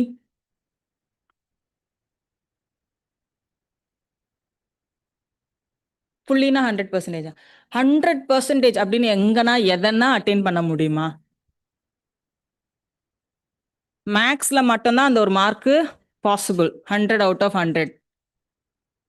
10th 12th நீங்க ஃபுல் மார்க் எதனா சப்ஜெக்ட் வாங்கியிருக்கீங்கன்னா அது உண்மையான மார்க்கே கிடையாது. எப்படி ஒரு கொஸ்டினுக்கான ஒரு சயின்ஸ் கொஸ்டின், அதோட ஆன்சர் நீங்க எழுதின 10 லைன் எப்படி அதுக்கு ஃபுல் மார்க் கொடுக்க முடியும்? அது அதோட ஆன்சர். அதை எலாபரேட் பண்ணலாம், அதோட அட்வான்ஸ்டா போகலாம். மேக்ஸ்ல மாத்திரம் தான் அந்த ஃபுல் 100ங்கிறது ப்ராக்டிக்கலா possible. LHS equal to RHS இல்லை ஹென்ஸ் ப்ரூவ்டு. அதனால அதுக்கு மார்க் கொடுத்தா ஆகணும். பாக்கி நீங்க எதுல 100 வாங்கியிருந்தாலும் அது ரியல் எஃபிஷியன்சி இல்லை, 100 வராது. ஸோ இதுல any state which has a record of more than 95%, 95%க்கு மேல இருக்கு அப்படின்னாலே fully functional state, fully literate state அப்படிங்கிற கேட்டகரிக்குள்ள வந்துடும். It is not 100%. ஏன்னா first state to reach 100% functional லிட்ரஸின்னு கொடுத்தாங்கன்னா இந்த ஸ்டேட்மெண்ட் ராங் ஆயிடும். Mizoram is the state which received 100% functional லிட்ரஸினா. மோர் தேன் 95% இருந்தாலே அது எந்த கேட்டகரிக்குள்ள? So this value is 98.2.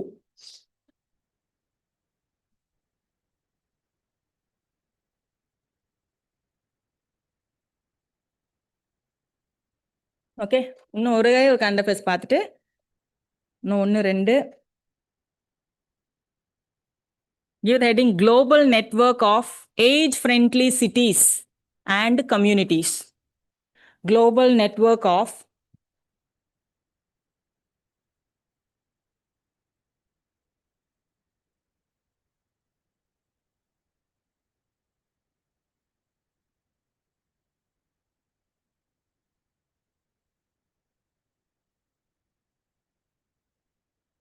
Global Network of Age-Friendly Cities and Communities. This is an initiative by WHO, World Health Organization ஓட initiatives. இந்த initiativeல 57 countries இருக்கு. India is one among them. 57 countries, 1739 number important இல்லை, cities include பண்ணியிருக்காங்க. என்ன கிரைட்டீரியாவா இருக்கும்? பேர்ல என்ன தெரியுது? வயசானவங்க நிம்மதியாகவும் வாழக்கூடிய சிட்டிஸ். 57 கண்ட்ரீஸ், 1739 கண்ட்ரீஸ்ல இந்தியாவிலேருந்து எத்தனை சிட்டிஸ் இருக்கலாம்?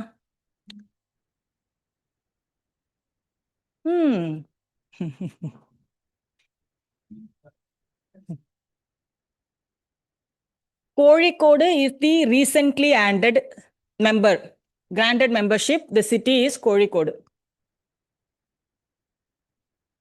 Is it the only city? No. Another city is there, Kochi. And these are the only cities. Recently added is your Kozhikode, Kochi and Kozhikode.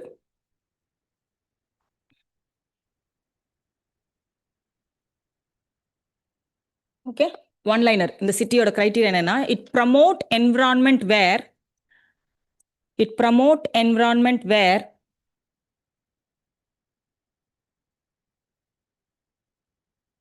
the initiative was launched in 2010. சரியா?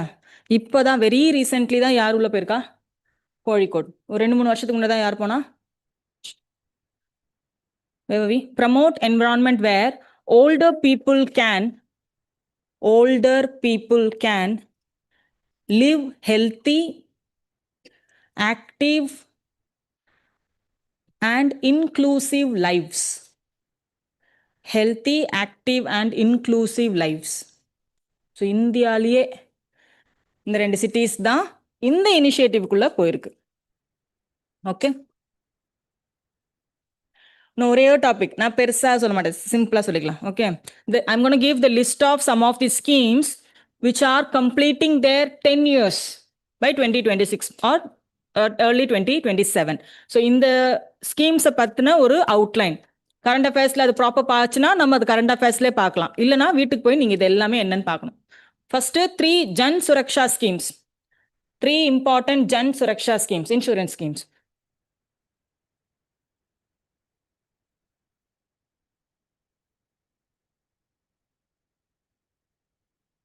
First one, Pradhan Mantri Jeevan Jyoti Bhima Yojana.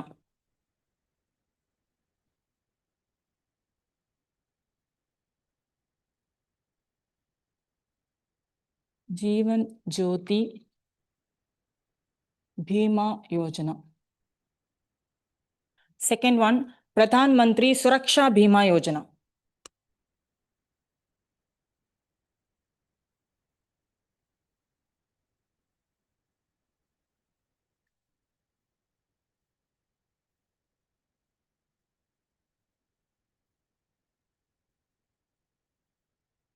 And third,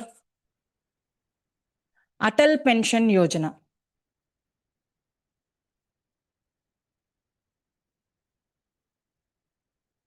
Atal Pension Yojana. இவனுங்க இல்லாம இன்னும் 2 பேர் இருக்காங்க. ஒன்று digital India, digital India mission. This is also completing 10 years. Another important one, Amrit. Amrit stand for Atal Mission for Regeneration and Urban Transformation.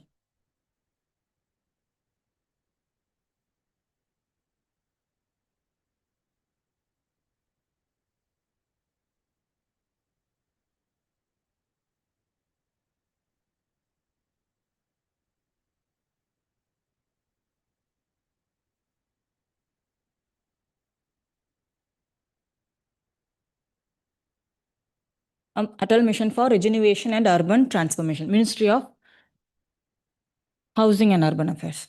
So இந்த முக்கியமான schemes இங்கே எல்லாருமே 10 இயர்ஸ் கம்ப்ளீட் பண்ணுறாங்க. ஒரு கம்ப்ளீஷன் இருக்கும்போது பாசிபிலிட்டிஸ் ஆர் தேர், அது என்னன்னு brush அப் பண்ணி பார்க்கறதுக்கு டைம் எடுத்துக்கோங்க, என்னன்னு கோத்ரூ பண்ணுங்க. இது கரண்ட்ல வருது, ரிப்பீட் ஆகுதுன்னா வில் சி. இது இல்லாமல் இன்னொரு component, UPSC is turning 100. So பாலிட்டியில் போய் யூபிஎஸ்சி ரிலேட்டட் ஆர்டிகல்ஸ், அதோட ரோல்ஸ் அண்ட் ஃபங்க்ஷன்ஸை இன்னும் கொஞ்சம் கூட கிளியராக படிச்சுக்கோங்க. UPSC turns 100. அதில் ஒரு இம்பார்ட்டன்ட் ஸ்கீம் இஸ் பிரதிபா சேத்து. முடிச்சிட்டேன், அப்படியே போகலாம். ஓகே, பிரதிபா சேத்து. earlier it was known as public disclosure scheme. நீங்கள் ஃபார்ம் ஃபில் பண்ணும்போது எல்லாரும் இந்த வருஷம் அட்டம் கொடுக்குறீங்களா? யூபிஎஸ்சி ஃபார்ம் ஃபில் பண்ணும்போது ஒரு டிக்ளரேஷன் கிளாஸில் அது உள்ளே வந்தது, உங்களோட இன்ஃபர்மேஷனை வந்து பப்ளிக் டிஸ்க்ளோஷருக்கு நாங்கள் எடுத்துக்கலாமா, அது டிக் எஸ் ஆர் நோ நீங்கள் கொடுத்துக்கலாம். அதோட மீனிங் என்ன? நீங்கள் எல்லா லெவலும் கடந்து வந்துட்டீங்க, ஆனால் ஃபைனல் லிஸ்ட்டில் உங்கள் பேர் வரலன்னா உங்களோட பர்சனல் டீட்டெயில்ஸ், அதாவது நீங்கள் உங்களோட டீட்டெயில்ஸை யார் கூட ஷேர் பண்ணிக்க முடியும்? வேற பிஎஸ்யூஸ் கூட, ஆட்டோனமஸ் பாடிஸ் கிட்ட, இல்லைனா ப்ரைவேட் செக்டார் கிட்ட. யூபிஎஸ்சி இந்த இதை ஷேர் பண்ணுறதுக்கான பெர்மிஷன் கொடுக்குறீங்க, நீங்கள் அப்ளை பண்ணும்போதே வந்திருக்கும். இதுதான் பப்ளிக் டிஸ்க்ளோஷர் ஸ்கீம். இதை ரீநேம் பண்ண தான் பிரதிபா சேத்து, யூபிஎஸ்சியோட ஒரு இனிஷியேட்டிவ். பிரதிபா சேத்து stands for professional resource and talent integration.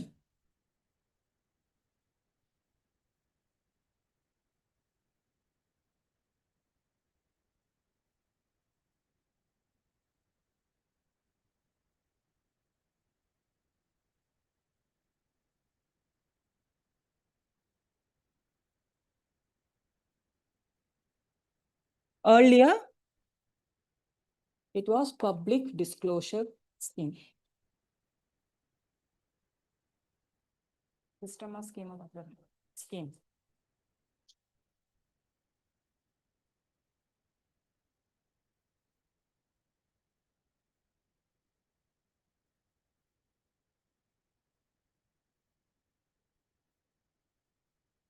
Okay. So you can go for a break. 15 to 20 minutes maximum. Thank you. After that, we'll resume the classes. இன்னும் இருக்கு, நிறையவே இருக்கு.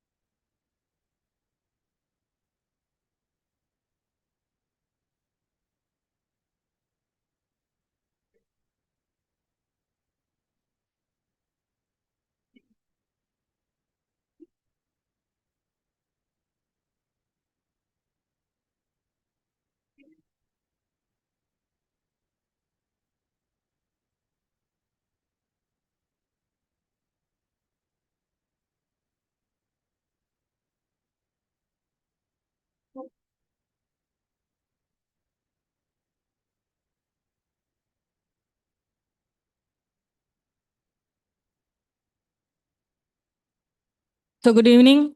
We're going to resume the classes. So the next topic would be free AI. Free AI stands for Framework for Responsible and Ethical Enablement of Artificial Intelligence.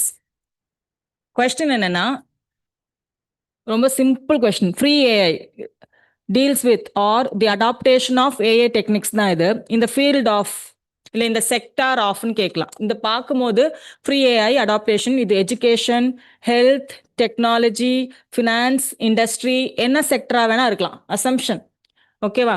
எதுவா இருக்கும்? Free ஏஐங்கிற பேர் நார்மலாக இது எங்கெல்லாம் அட்டாச் ஆக வாய்ப்பு இருக்கு? இது டெக்னாலஜி தான், பயோடெக்னாலஜி, நானோ டெக்னாலஜி, மேபி அது ஓகே. அடுத்து ஃப்ரீ ஏஐ என்னங்க? கவர்னன்ஸ், இ கவர்னன்ஸ் ரிலேட்டடாவா? கவர்னன்ஸ் அடுத்து எஜுகேஷன் வேற கேட்கலடாமா. ஜுடிஷியரி வைல்டு கெஸ்ஸுன்னு okay, it is new to hear. வேற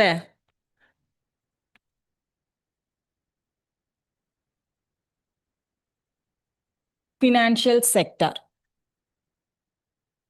the one which we largely do not associate with financial sector.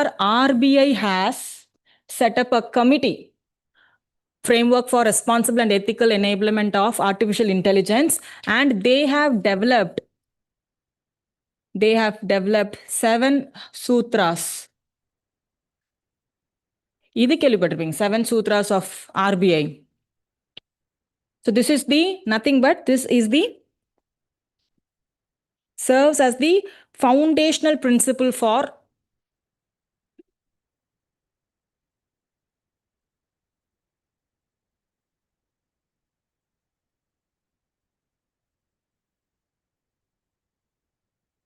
adaptation,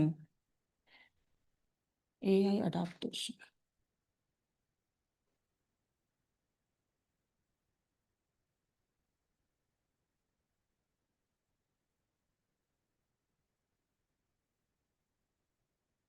In the financial sectors.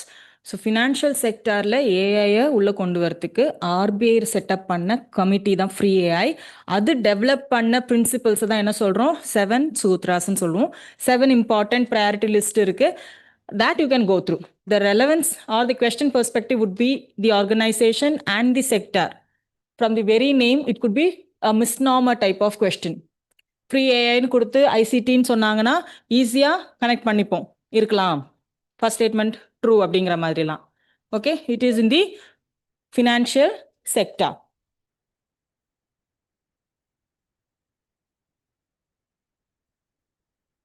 சரி, எழுதிருங்க. 7 Shudras,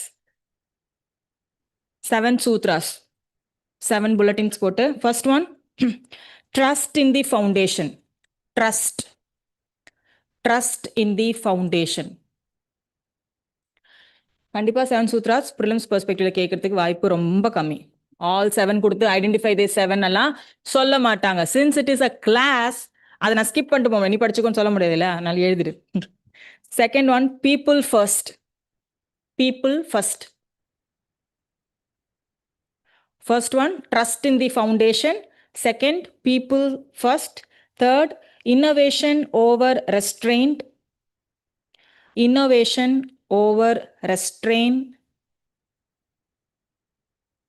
Fairness and equity.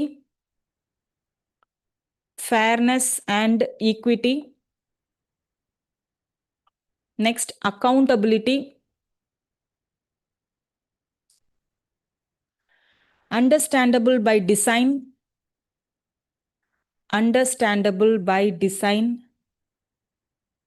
And last, safety, resilience and sustainability. Safety, resilience and sustainability.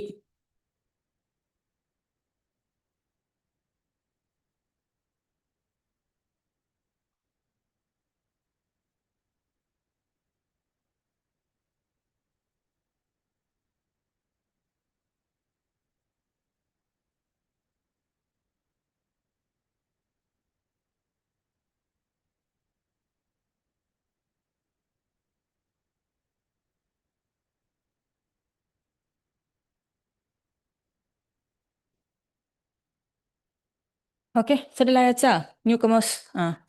The topic would be blue port. Blue port.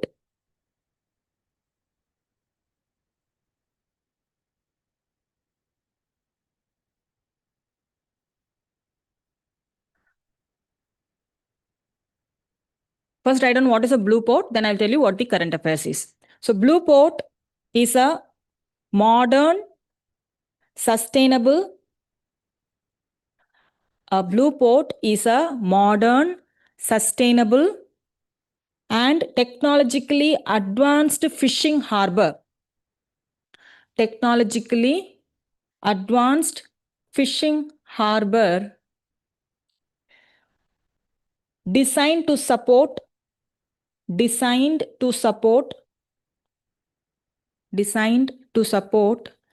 long-term growth of fisheries, long-term growth of fisheries, comma, enhance food security,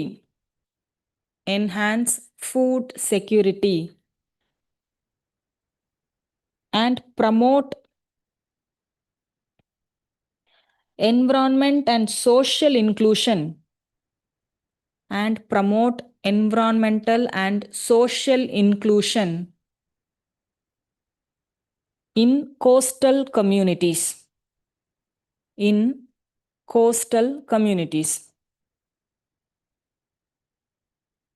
so என்ன modern sustainable இன்க்ளூசிவான ஒரு board தான் என்ன சொல்லுவோம், phishing harbour தான் என்ன சொல்கிறோம், blue port. Why is it in news? Because the department of fisheries, ரைட்டா, department of fisheries, இது எந்த ministry? Ministry of fishing, animal husbandry and dairying. Okay, the department of fisheries and food agriculture organization.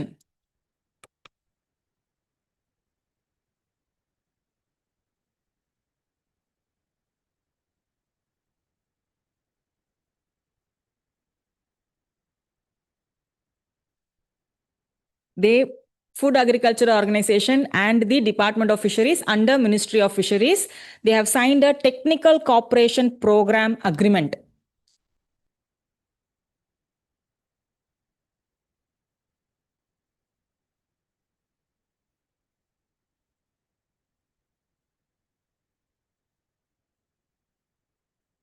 Technical cooperation program agreement to strengthen the blue ports.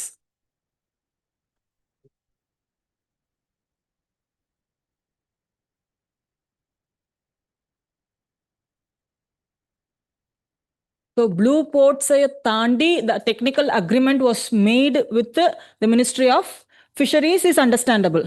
But with whom? Food and Agriculture Organization, because blue port also enhances food security. அந்த எலாபரேஷன்ல பார்த்தோம் இல்லையா, modern sustainable inclusive தாண்டி it also addresses food security. Land is very limited, the population is ever increasing. So food டிமாண்ட்ஸுங்கிறது இருக்க தான் போகுது. Land increase பண்ண முடியுமா?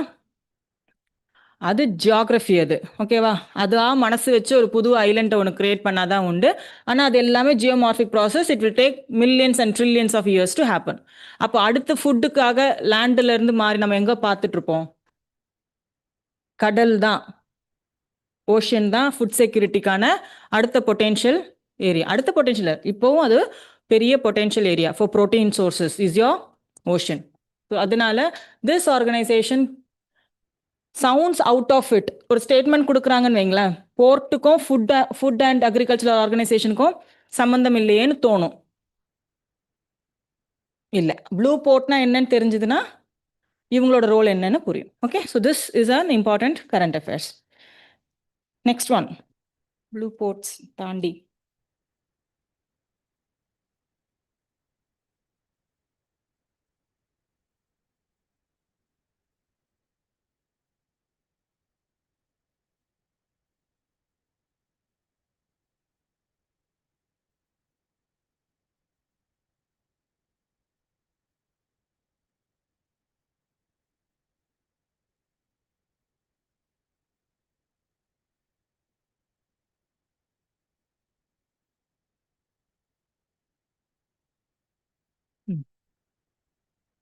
Okay, the Indian government has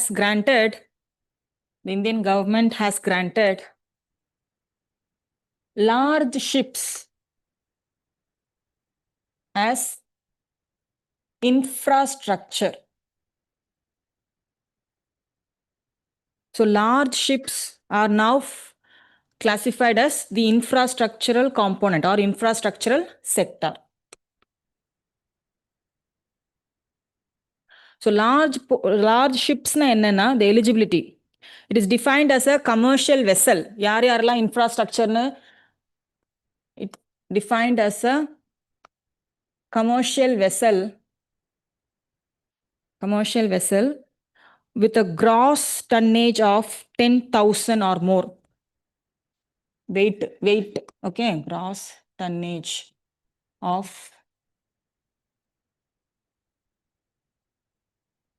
10,000 tons மேல gross weight இருந்தா under Indian ownership and Indian flag. And the ship is owned by Indian company. So Indian ownership and Indian flag கீழ இருக்கக்கூடிய ஒரு commercial ship அதோட weight 10,000 gross tonnage மேல இருந்தா அது large ship கேட்டகரியில வரும். அந்த large shipங்கிறது இந்தியா இன்ஃப்ராஸ்ட்ரக்சரோட ஸ்டேட்டஸ். அது இன்ஃப்ராஸ்ட்ரக்சர்னா என்னென்ன நார்மலாவே இன்ஃப்ராஸ்ட்ரக்சர் building, sports, இதெல்லாம் தானே. So large ship is also been granted as the status of infrastructure.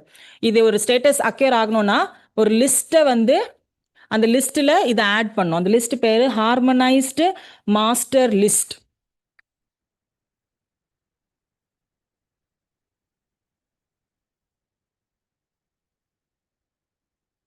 Harmonized master list is the list which contains all the infrastructural elements including the subsector in infrastructure, transport, logistics ன்னு சொல்லி subsectors நிறைய இருக்கும். அப்போ இந்தியாவில் எதெல்லாம் இன்ஃப்ராஸ்ட்ரக்சர்னு நம்ம நினைக்கிறோமோ அது எல்லாமே இந்த லிஸ்ட்டில் லிஸ்ட் டவுன் பண்ணியிருக்கணும். அப்போ லார்ஜ் ஷிப்பை டிரான்ஸ்போர்ட் அண்ட் லாஜிஸ்டிக்னு சொல்லக்கூடிய சப்செக்டாரில் தான் இன்ஃப்ராஸ்ட்ரக்சரை ஆட் பண்ணியிருக்காங்க.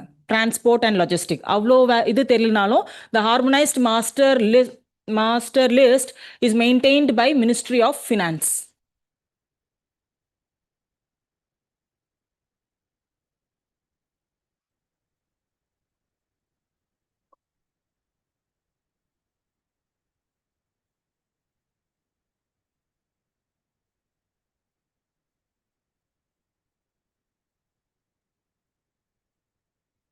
Transport and logistics, this is a subsector in harmonized master list.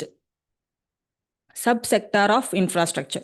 There are so many subsectors: energy, transport, buildings, dams. இதெல்லாமே சப்செக்டர். அதில் டிரான்ஸ்போர்ட் அண்ட் லாஜிஸ்டிக் கீழே தான் யார் ஆட் பண்ணியிருக்கோம்? Large ships. லார்ஜ் ஷிப்ஸ்னால் என்னன்னு தெரியணும். ஓகே, இதில் இது ஃபர்ஸ்ட் கேட்டகரியா. இன்னொரு சப் கிளாஸ் இருக்கு, ஸ்மாலர் ஷிப்ஸ். ஸ்மாலர் ஷிப்ஸ்னா ஒரு 1500 டன்னேஜ். இது என்ன வெயிட்? 10,000 டன்னேஜ். இது பார்த்தாலே தெரியும் 10,000 கிராஸ் டன்னேஜ்னா அவன் யாரு? லார்ஜ் ஷிப் தான், அவன் இன்ஃப்ராஸ்ட்ரக்சர்.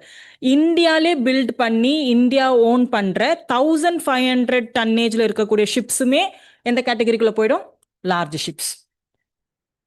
ஓகே, ஸோ அது ஒரு நோட் ஸ்டார் போட்டு எழுதுங்க. Commercial vessels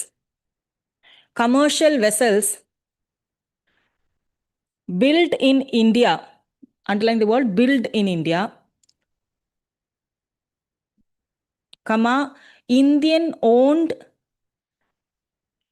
and Indian flagged.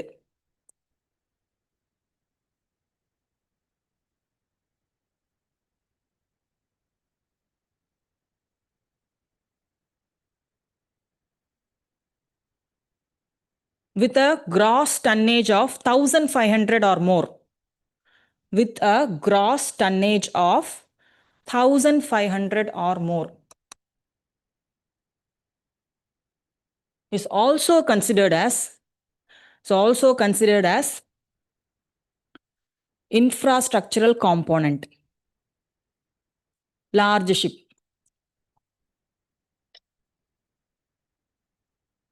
என்ன டிஃப்ரென்ஸ் வருது? ஃபர்ஸ்ட் இதில் இந்தியா ஓன்டு இந்தியா ஃப்ளாக்டு மட்டும்தான். இதுல இந்தியா பில்டு ஷிப்பா இருந்தா 1500 டன்னேஜ் இருந்தாலும் அது இந்தியன் இன்ஃப்ராஸ்ட்ரக்சரோட காம்போனண்டா கருதப்படுது. Okay, next one.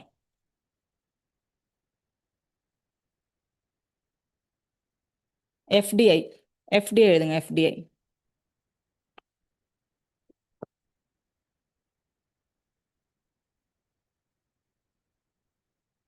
இது இட் சவுண்ட்ஸ் கன்வென்ஷனல்.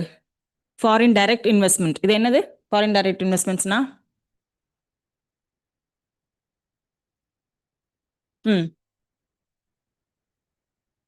இன்வெஸ்ட்மெண்ட்டாக இருக்கலாம், எனர்ஜி டிரான்ஸ்ஃபராக இருக்கலாம், சாரி டெக்னாலஜி டிரான்ஸ்ஃபராக இருக்கலாம். எத்தனை பர்சன்டேஜுக்கு? More than 10%. So factual contextual conventional part படிங்க. FDI why it is in news? The last financial year to this financial year, the rate of FDI has been decreased. சரி, it happens. ஒரு வருஷம் நல்லா இருக்கும், ஒரு வருஷம் கெட்டதா இருக்கும். ஓகே, ஏறும் இறங்கும். இது என்ன பெரிய டீலானா? ஆமா, பெரிய டீல். எவ்வளோ டிக்ளைன் ஆயிருக்கு? எத்தனை பர்சன்டேஜ் டிக்ளைன் ஆயிருக்கு? குறையிறது கூடுறது அப்படிதான் இருக்கும். எக்கானமி என்ன ரைசிங் ட்ரெண்ட்லேவா இருக்கும்? இல்ல, எதனா ஒரு வருஷம் குறையும் கூடும், அப் அண்ட் டவுன்ஸோட தான் இருக்கும் எஃப்டிஐஸ். பட் லாஸ்ட் ஃபினான்ஷியல் இயர்ல இருந்து இந்த financial year there is a drop of.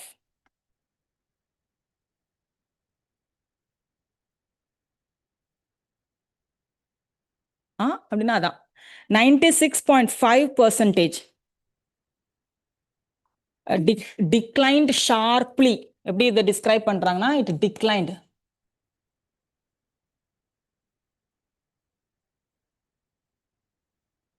%96.5 drop in the FDI investments. So that is why this becomes news. ஒரு ஸ்டேட்மெண்ட் மாதிரி கொடுத்தாங்கன்னா அதை நீங்கள் கோரிலேட் பண்ணிக்கணும். அண்ட் ஆப்வியஸ்லி எஃப்டிஐனா என்ன அதெல்லாம் உங்களுக்கு தெரிஞ்சிருக்கோம் நம்புறேன். ஒரு ஃபேக்ட்ஸ் மாத்திரம் எழுதுங்க. டாப் இன்வெஸ்டர்ஸ் ட்ரெண்ட் இந்தியாவில். Top investors Singapore, Mauritius,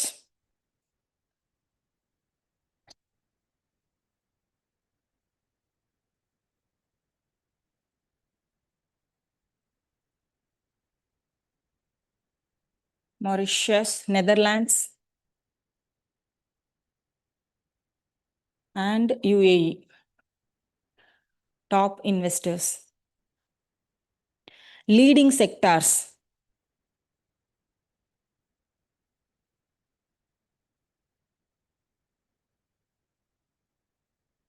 Leading sectors. First one, services, followed by software and hardware. Third, trading. Next, renewable energy. And last, infrastructure. I repeat the order: services, software and hardware, trading, renewable energy, infrastructure. Top states.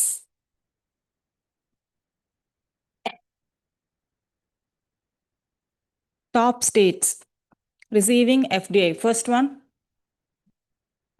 Maharashtra, Karnataka, Delhi. இங்க பாருங்க, நடுவில் என்ன குழப்பாதீங்க, அப்புறம் நான் தப்பா content சொல்லிடுறேன். What was that? First one என்ன?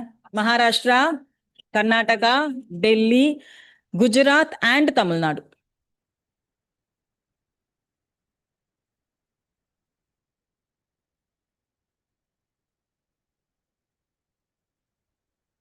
Smaller heading, sectors where FDI is prohibited.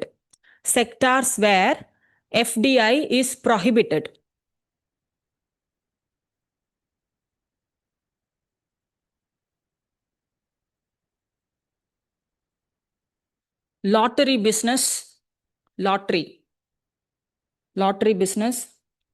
gambling and betting,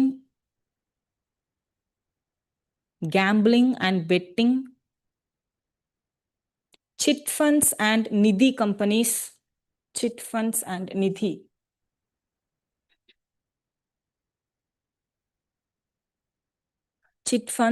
nidhi companies, trading in transferable development rights,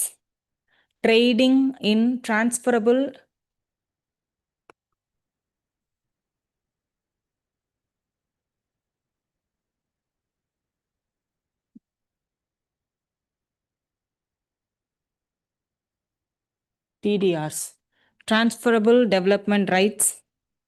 Next, real estate business or farmhouse construction. Real estate business and farmhouse construction. அடுத்த category, tobacco manufacturing.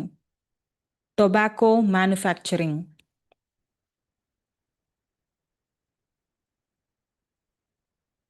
Foreign technology collaboration. Foreign technology collaboration.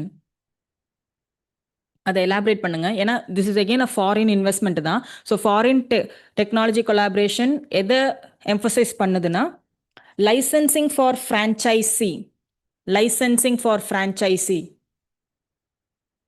Trademark, licensing for franchisee, trademark, brand name,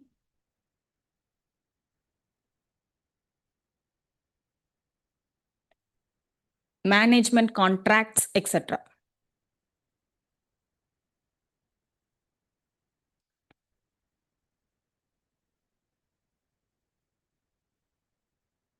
And other lastல other restricted activities enlisted by government. Government வந்து ஃப்ரீயா open பிரைவேட்டா கொடுக்காத சில areas எல்லாம் இருக்கும் இல்லையா, அந்த atomic எனர்ஜிலையும் certain areas இப்போதான் கொஞ்சம் கொஞ்சமா ஓப்பன் அப் ஆயிட்டு இருக்கு பிரைவேட் ரோலுக்கு. So other restricted activities enlisted by government.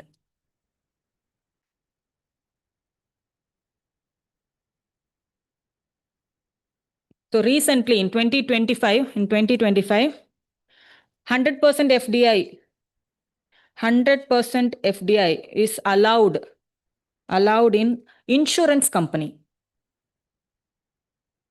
Prohibited கீழே எழுதாதீங்க, ஸ்டார் போட்டு தனியாக எழுதுங்க. 100% FDI is allowed in the insurance company. Present status it is up to 74% வரைக்குமே FDI இன்வெஸ்ட்மெண்ட்ஸ் உள்ள வந்திருக்கு எங்க இன்சூரன்ஸ் கம்பெனிக்கு. சிட் ஃபண்ட்ஸ்லையும் நிதி கம்பெனிஸ்லையும் FDI அலௌடு இல்லை.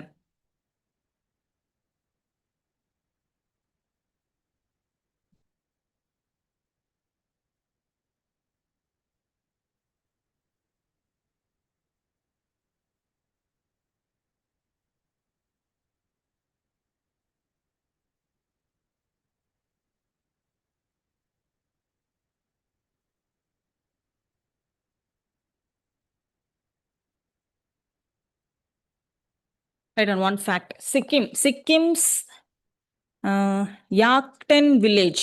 Sikkim's Yakten village.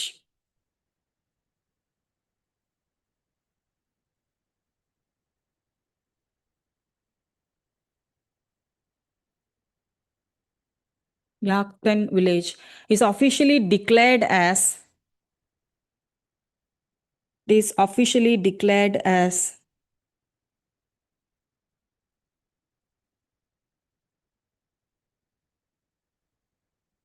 India's first digital nomad village.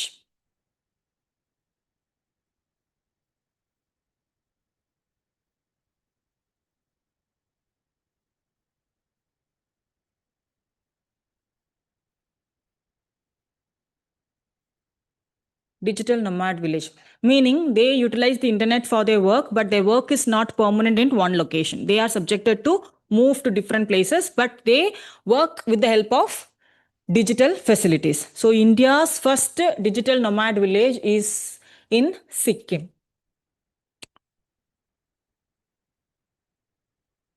Next, SEZ reforms.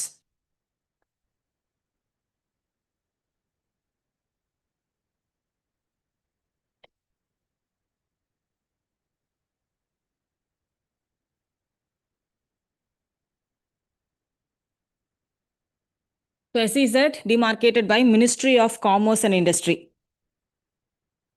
Ministry of Commerce and Industry. SEZ na enna எழுதிக்கங்க. It is a geographically delineated area.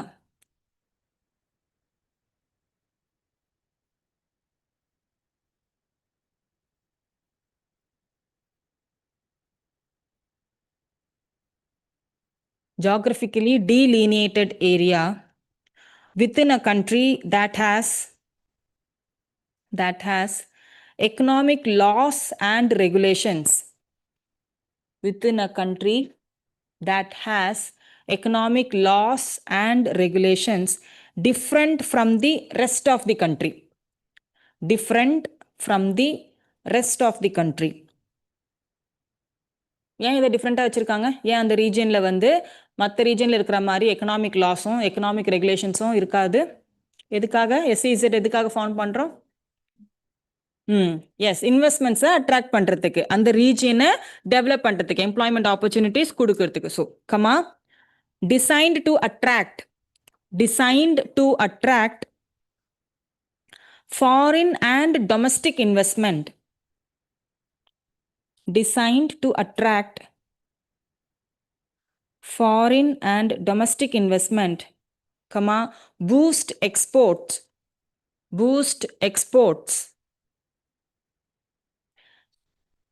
and promote economic growth.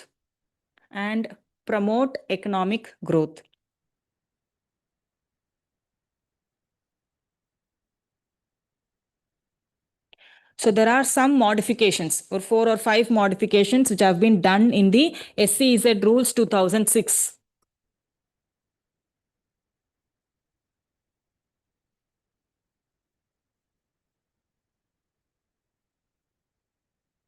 இந்த ரூல்ஸில் தான் modify பண்ணியிருக்காங்க. SEZ rules 2006 ப்ரைமரியில் எதுக்காக இந்த modification கொண்டு வந்தாங்கன்னா, semiconductor and electronic component manufacturing செக்டாருக்கு பெனிஃபிஷியலாக மாற்றுறதுக்காக சில ரூல்ஸை கொண்டு வராங்க. First modification is reduced land requirement.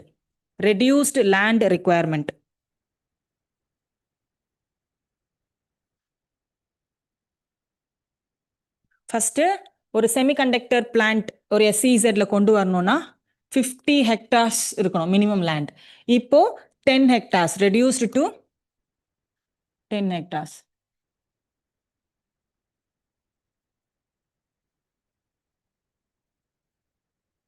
Semiconductor manufacturing plans வைக்கிறதுக்கான லேண்ட் ஏரியா எஸ்இஇசட்ல இருக்கணும்னா எவ்வளோ ஏரியா இருக்கணும்? 50 hectares. Now it is been modified or reduced to 10. Second,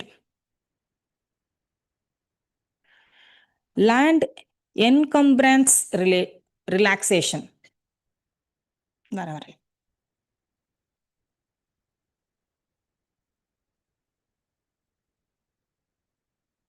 first own லேண்டாக இருக்கணும். அது வந்து எஸ்இஇசட்டுக்கு கொடுப்பாங்க. இப்போது அந்த பர்டிகுலர் லேண்டை நான் ஓன் பண்ணணும்னு இல்லை, அது லீஸுக்கோ இல்லை மார்கேஜோ பண்ணுறதுக்கான ஃபெசிலிட்டிஸ் உள்ளே கொண்டு வந்திருக்காங்க. So land encumbrancement relaxation, one liner right on. SEZ land can now அப்படிங்கிறது இம்பார்ட்டன்ட். நவ், இதுக்கு முன்னாடி அந்த கண்டிஷன் அப்ளிகபிள் இல்லை. So SEZ land can now be mortgaged or leased to government agencies. Mortgaged or leased. அடமானம் வைக்கிறதா mortgaged or leased. லீஸுக்கும் கொடுக்கலாம் கவர்மெண்ட்டுக்கு.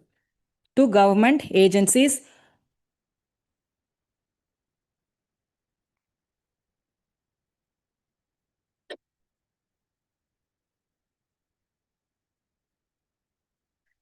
The next one, domestic sales. Third modification, domestic sales. SEZ units, especially in semiconductors and electronics. SEZ units, especially in semiconductor and electronics, may sell, and the product may sell in domestic tariff area. May sell in domestic tariff area on payment of duties.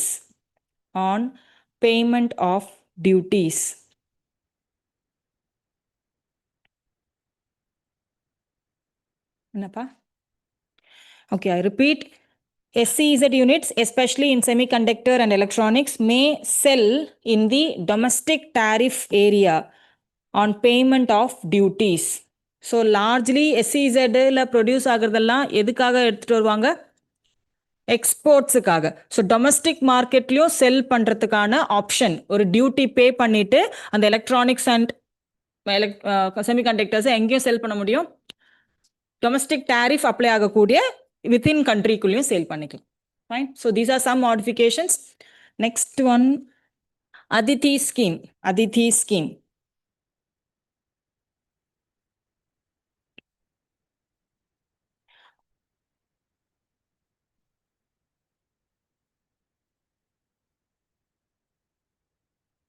ETTIE.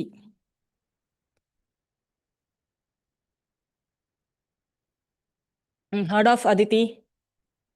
Aditi scheme. Ministry of Power. The scheme is launched by Ministry of Power.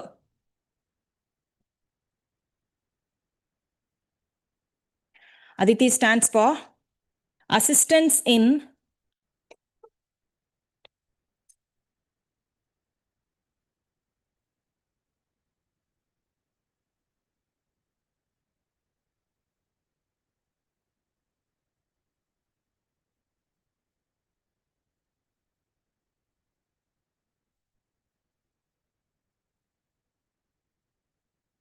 assistance in deploying energy efficient technologies in industries and establishments.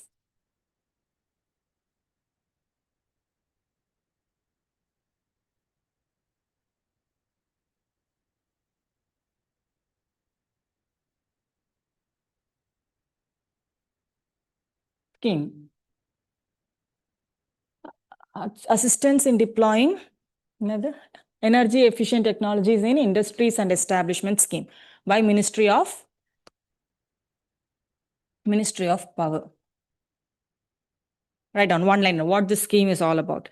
So this aims to support. The scheme aims to support India's transition to low carbon economy. India's transition to low carbon economy by helping MSMEs. By helping MSMEs. What is MSME stands for? Micro, small and medium enterprises. So helping MSMEs adopt energy efficient technologies.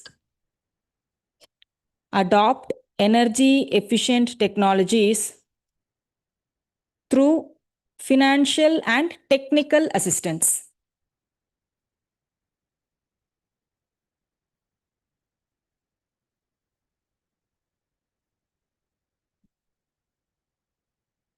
Through financial and technical assistance. So 3 keywords for helping the transition of low carbon economy, supporting MSME to adopt energy efficient technologies through financial and technical assistance. Question area idella irukadu. Next important part. It is implemented by Bureau of Energy Efficiency.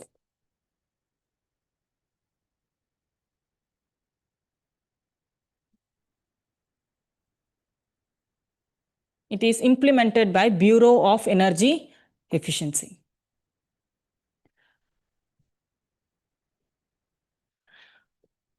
Okay, scheme, ministry, that is one thing. Ad thandi UPSC target, beneficiary, aim and purpose thandi, provisions எல்லாம் தாண்டி the nodal agency இல்லனா implementing partner யாருங்கிறத தெரிஞ்சிருக்கணும்னு எதிர்பார்ப்பாங்க. சரியா? Scheme ஜென்ரலா அந்த பேரு abbreviate ஞாபகம் வச்சுக்கிட்டீங்கன்னா அது கொஞ்சமாச்சும் அது எது ரிலேட்டடு எதுக்காக இருக்கும் அப்படின்னு ஒரு பேசிக் லாஜிக்கல் கெஸ்ஸிங் கூட பண்ண முடியும் ஸ்டேட்மெண்ட்ல. பட் இம்ப்ளிமெண்டிங் ஏஜென்சி இல்ல நோடல் ஏஜென்சின்னு ஒன்று கொடுத்துருக்காங்கன்னா அதை மறக்காம படிக்கணும். Bureau of Energy Efficiency is a statutory body under statutory bodyன்னு சொல்லும்போது ஒரு ஆக்ட் பேர் தானே வரணும். என்னப்பா? Energy Conservation Act 2001. Energy Conservation Act. It is a statutory body established under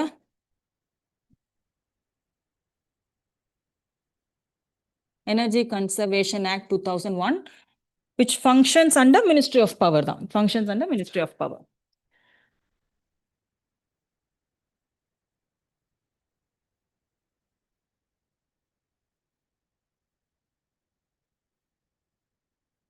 Next one. Intellectual property.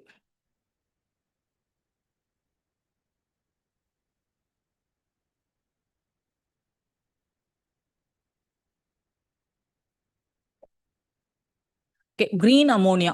Green ammonia.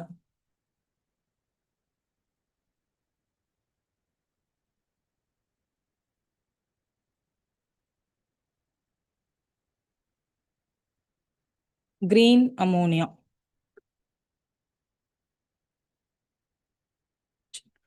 6 மணி வரைக்கும் இருக்கலாம் நமக்கு. Green ammonia. Under the National Green Hydrogen Mission. Under the National Green Hydrogen Mission, the Solar Energy Corporation of India, the Solar Energy Corporation of India, National Green Hydrogen Mission, under National Green Hydrogen Mission, Solar Energy Corporation of India, Solar Energy Corporation of India has conducted its first auction.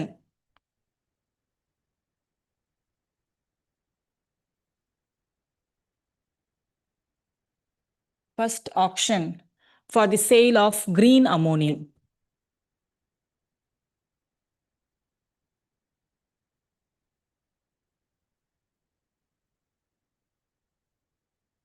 Okay. Sale or procure. You know, they are procuring from the government. Procure or sell of your first auction sell of green ammonia or procurement to the government. ரெண்டு கான்டெக்ஸ்டுமே correct தான். Now, green ammoniaங்கிறது என்ன?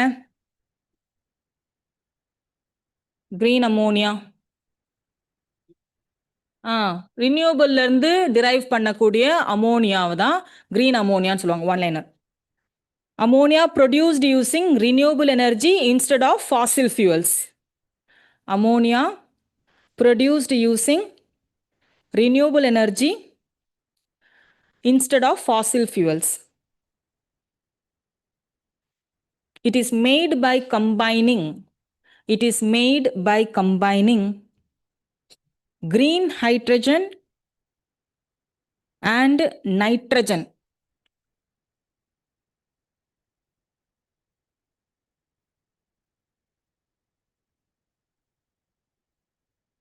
from air. Green hydrogen and nitrogen from air. They are combining. Ammonia is largely, traditionally processed from industries. இண்டஸ்ட்ரியில இருந்து தான் ammonia manufacture பண்ணுவாங்க. அதை வந்து பேர் என்ன? அந்த ஒரு ப்ராசஸ் ஹார்டல் பார்ஷ் ப்ராசஸ். ஃபைன், தெரிஞ்சா ஓகே. இப்போ என்ன பண்றோம்? கிரீன் அமோனியாங்கிறது renewable energy by combining these two. Question area இந்த கான்டெக்ட் கூட இருக்காது. The different types of hydrogen. Okay, so smaller heading, types of hydrogen. Wait karo. First let me complete this news. Application of green ammonia. Application of green ammonia.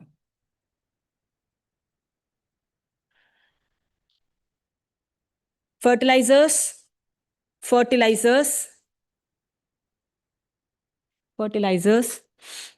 energy carrier,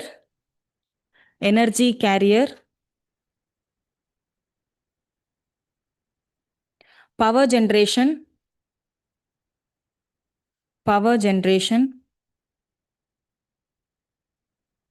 and lastly sustainable fuel.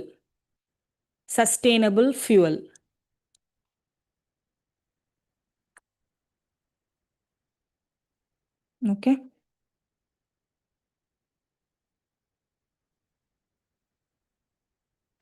So, subheading types of hydrogen. First one, green hydrogen.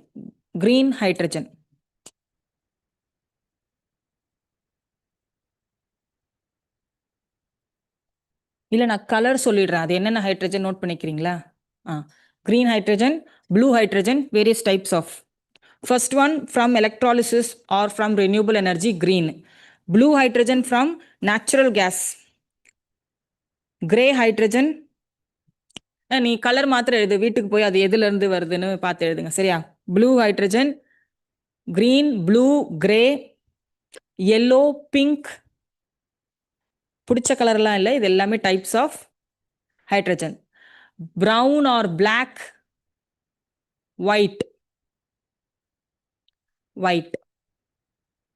So these are types of hydrogen, largely classified from source, how hydrogen is produced. எப்படி அந்த hydrogen produce பண்றோம்னு பொறுத்து தான் இந்த colours வருது. இதை note பண்ணி படிச்சு வச்சுக்கோங்க. Okay okay. Next topic, sustainable aviation fuel plant. So India's first sustainable aviation fuel plant. Sustainable aviation fuel plant is located at Panipat. Indian Oil Corporation order.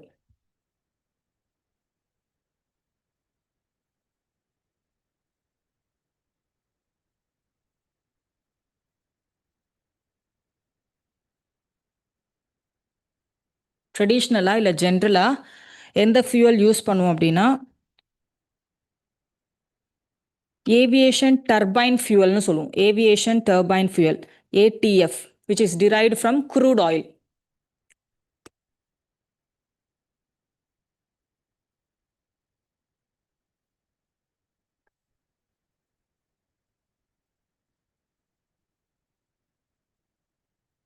Which is derived from crude oil. Whereas sustainable aviation fuel, also known as aviation biofuel,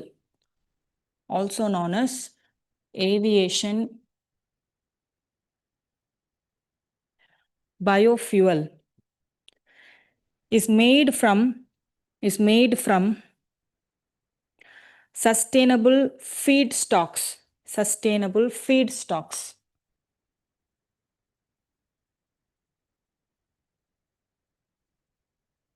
Feedstocks na enna?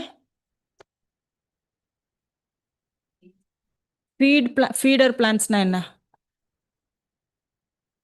ஆடு மாடு கேட்டிலுக்கு எல்லாமே போடுற feeds. So அதுல இருந்து feet ஸ்டாக்ல இருந்து develop பண்ணதான் என்ன sustainable aviation fuel, biofuel. Aviation பயோஃபியூல்னு சொல்லுவாங்க. The question, conceptual clarity. What type of generation this will fall under? There are different types of biofuels based on their source. First generation, second generation, third generation. Second generation. First generation biofuels are derived from molasses. Second generation from non-agricultural plants. Feeder plants. இது எல்லாமே எதுக்குள்ள வந்துரும்? Rice straw, wheat straw. இது எல்லாமே second generation. Third generation of biofuels are derived from algae. Algae biofuel னு கூட சொல்லுவாங்க. Fourth generation biofuel, genetically modified plants. Okay, so this sustainable feedstock, aviation biofuel.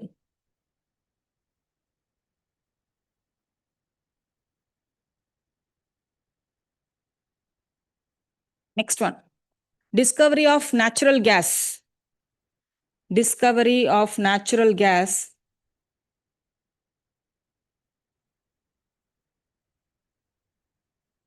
In Andaman Basin. Discovery of natural gas in Andaman Basin at a place called Sri Vijayapuram. Sri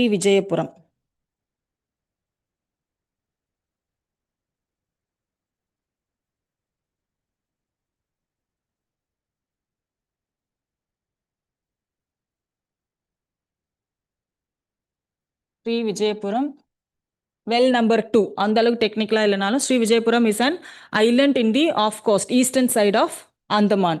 அந்தமானோட eastern சைடில் தான் கிடைக்குது natural gas. என்னன்னா நார்மலாகவே natural gas அப்படிங்கிறது it is largely or closely associated with crude oil. Oil எங்கெல்லாம் இருக்கோ, oil refineries எங்கே இருக்கோ அதோடய சேர்ந்து தான் யார் கிடைப்பாங்க? Natural gas. அப்படி இல்லாம நேச்சுரல் கேஸ் மட்டும் தனியா வருது, கொஞ்சம் ரேர் தான். ஸோ அந்தமான்ல கிடைச்சிருக்கிறது என்ன? Natural gas basin. It is a natural gas basin. Generally, natural gas are associated with the oil refineries or crude oil. India எடுத்துக்கிட்டா western coast and eastern oil gas இல்ல crude oil deposits are in the continental shelf region. We have a wider continental shelf in the western margin and relatively narrow continental shelf in the eastern margin. So potential of oil இல்ல natural gas are more in the western side. இது தாண்டி இப்போ எங்க the eastern part of Andaman Islands. Conventional types of natural gas.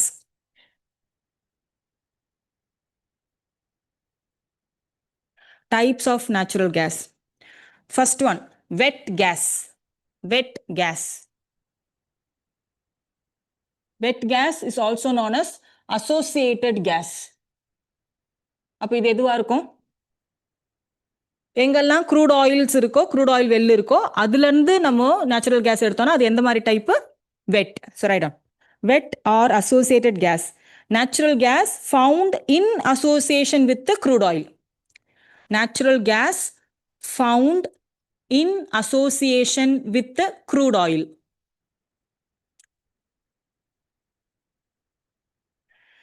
Second one, dry gas or non-associated gas.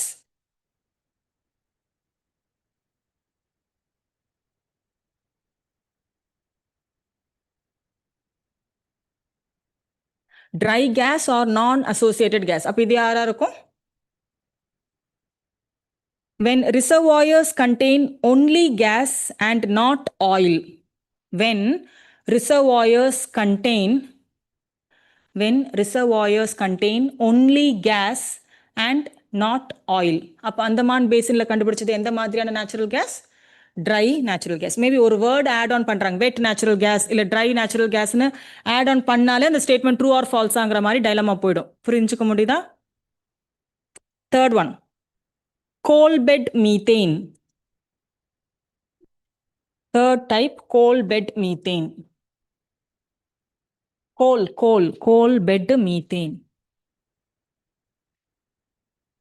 Natural gas found in coal deposits. Natural gas found in coal deposits.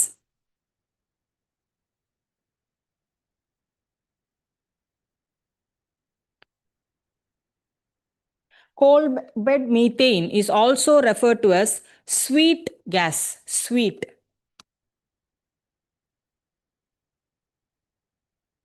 Coal bed methane is also referred to as sweet gas because it lacks hydrogen sulfide.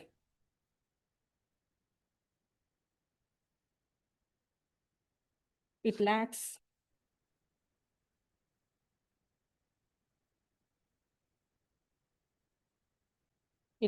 hydrogen sulfide. அப்போ இன்னொரு category இருக்கு, sour gas.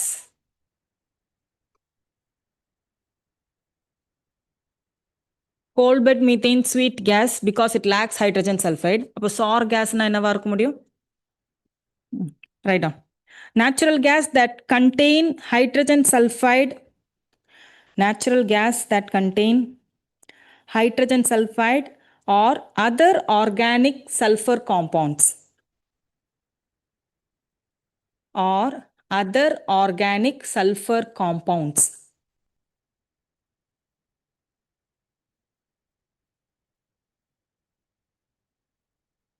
And the last category would be shale gas. Shale gas.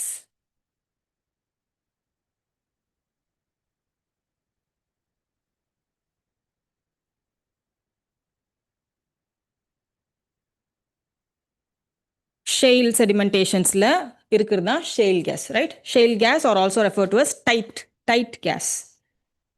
Natural gas that occurs in the pores of shale sandstone. Pores of shale or sandstone or other sedimentary rocks.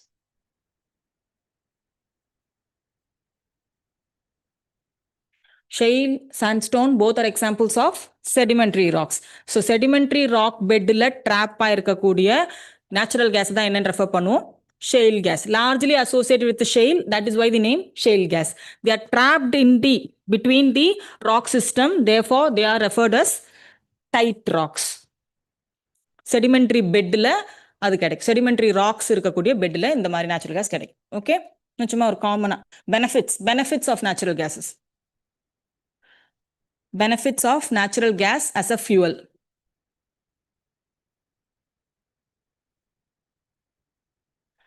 More efficient, more versatile, more flexible, more efficient, versatile and flexible when compared to other fuel. And lastly, it emits fewer air pollutants and greenhouse gases. So it is partially clean. It is not completely clean. Natural gas is clean technology. Partially clean and normal fossil fuels natural gas emissions are, the pollutants are less. Fewer pollutants. It emits fewer air pollutants and greenhouse gases. It does not emit greenhouse gas. It does not pollute environment. And the statement wrong. Even though natural gas is considered as a cleaner form of fuel, comparatively, fossil fuels they emit less. Fine.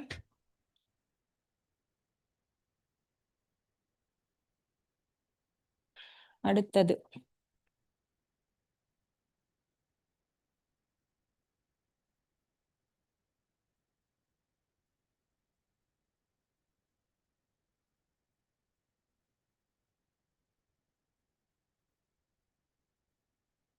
forestry.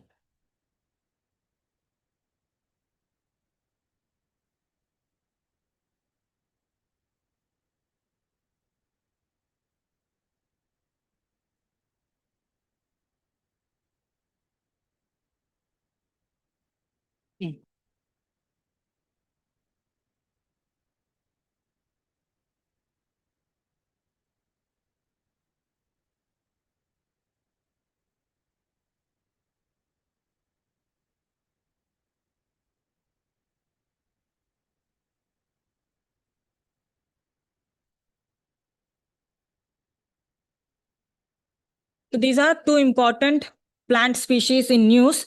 Why are in news? The seeds of sea buckthorn and in a Himalayan buckwheat. Buckwheat. BUCKWHEAT. Spelling தப்பா இருக்கா என்ன? Sea buckthorn and Himalayan buckwheat. Both from Ladakh.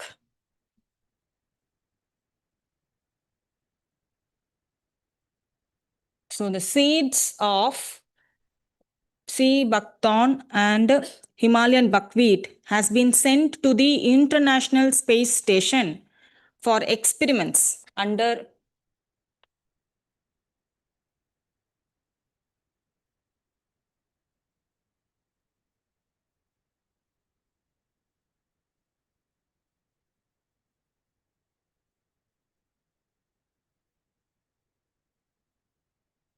So NASA's Crew 11 mission ஓட ஒரு part of experiment-ஆ லடாக்ல இருந்து இந்த ரெண்டு பிளான்ட்டோட சீடை எங்க கொண்டு போயிருக்காங்க? ISS stands for International Space Station.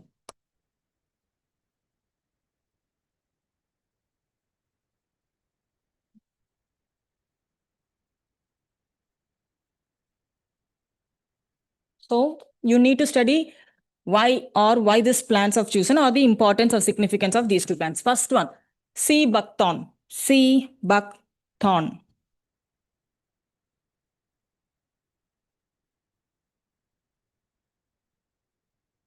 So this is a deciduous shrub tree illa shrub இது deciduous.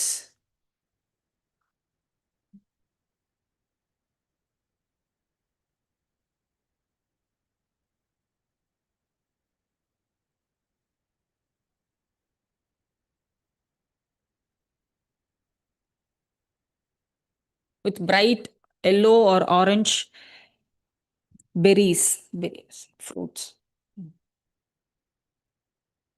berries.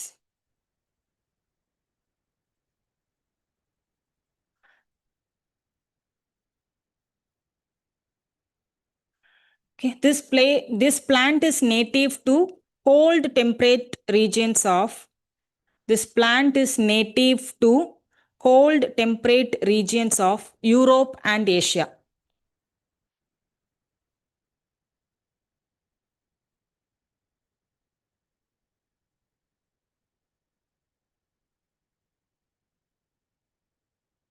Europe and Asia. It can survive extreme temperatures, -43 to 40 degrees Celsius. It can survive extreme temperatures from -43 to +40 degree Celsius.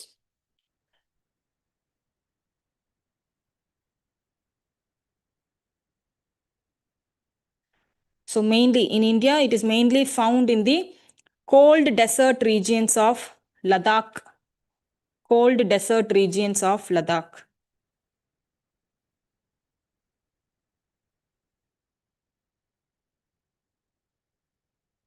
Another important property, it is naturally drought resistant. It is naturally drought resistant, which makes it ideal for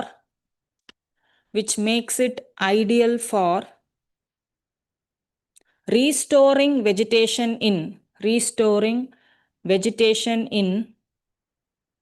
harsh cold deserts. Restoring vegetation in harsh cold deserts. So it is also known as, it has economic value as well as medicinal properties also. This plant is also known as, popularly known as wonder plant. Wonder.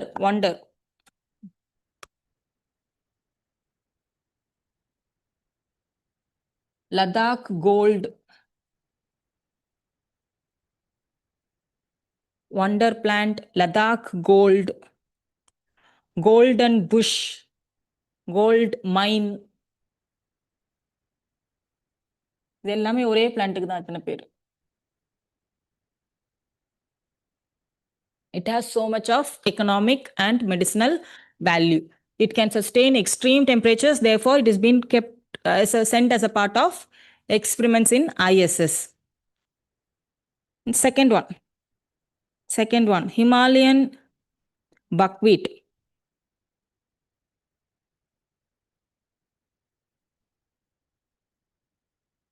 Himalayan buckwheat. Full name enna Himalayan tartary buckwheat.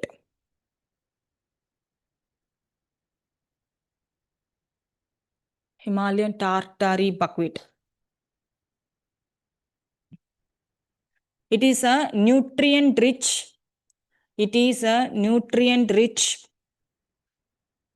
Ancient grain.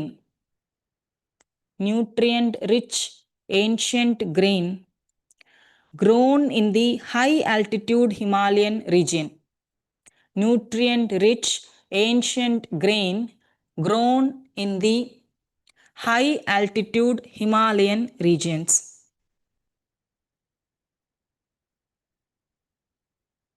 So they can also thrive at extreme temperatures. They can also thrive at extreme temperatures of -43 to +40 degrees Celsius. Same as that of your sea buckthorn.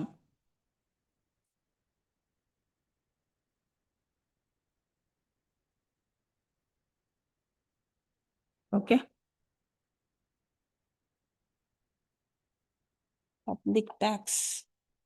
World Corporate Monitor.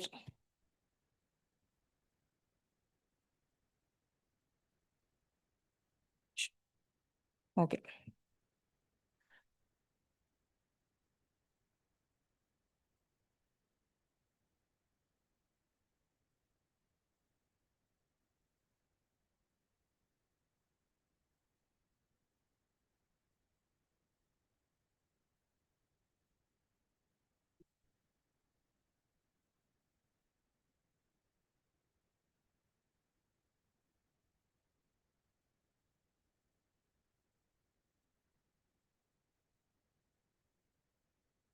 Okay, hourglass model எழுதுங்க. Pink tax இதெல்லாம் நீங்க கேள்விப்பட்டீங்கன்னு நினைப்பேன். Pink tax, what is pink tax?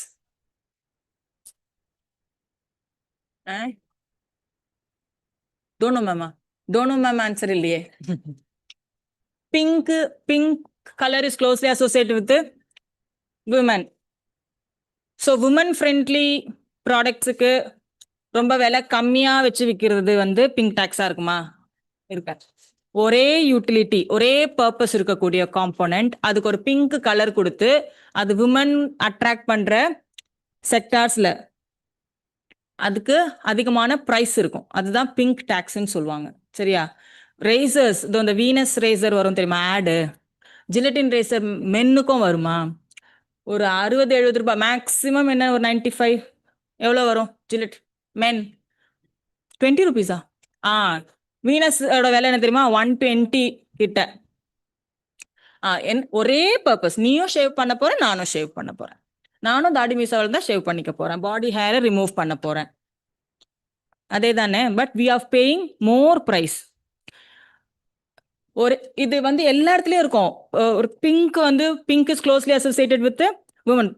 பிங்க்னா woman, ப்ளூனா men. Men வந்து ஒரு pink colour shirt போட்டா கூட, இல்ல ஒரு பிங்க் கலர் கேப் போட்டா கூட, என்னடா அது பொண்ணுங்க போடுற மாதிரி, ஆமாவா இல்லையா? நடக்குமா? அதனால அந்த டாக்ஸுக்கு பேரு பிங்க் டாக்ஸ். நீ பிங்க் கலரோட அசோசியேட் ஆனதுனால. சரியா? சாரி எடுக்க போறீங்கன்னு வைங்களேன், ஒரே டிசைன், ஒரே இது, ஆனா அது ஒரு பிங்க் கலர்லயோ இருந்ததுன்னு வைங்களேன், அது விலை கண்டிப்பா 100 ரூபாய் எக்ஸ்ட்ரா. பிடிச்ச கலர் எல்லாமே பிரைஸ் அதிகமா இருக்கும், மொக்க கலர்ஸ் எல்லாமே பிரைஸ் குறைவா இருக்கும். அந்த மாதிரியான பிங்க் டாக்ஸ் அதை நான் எக்ஸ்பிளைன் பண்ண விரும்பல. இட் இஸ் ஈஸிலி ஆப்ஷன்ஸ் படிக்கும் போதே உங்களுக்கே தெரியும். கண்டிப்பா ஜெண்டர் ஈக்குவாலிட்டிக்காக கொண்டு வந்த டாக்ஸ் எல்லாம் ஆப்ஷன்ஸ்ல கொடுத்துருப்பாங்க. ஒன்றும் இல்லை, we are paying more. இதே மாதிரி menstrual taxன்னு இருக்கு. Sanitary pads, tampons are priced more. Now recently they have been relaxed the GST free. Okay, right on. Hourglass model.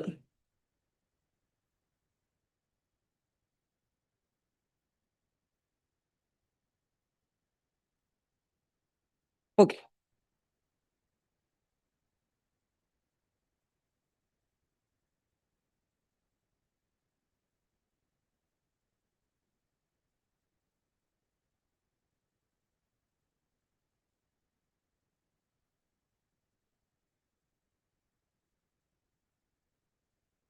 Hourglass model அப்படிங்கிறது it describes hourglass model. It describes how artificial intelligence is reshaping the structure of organizations.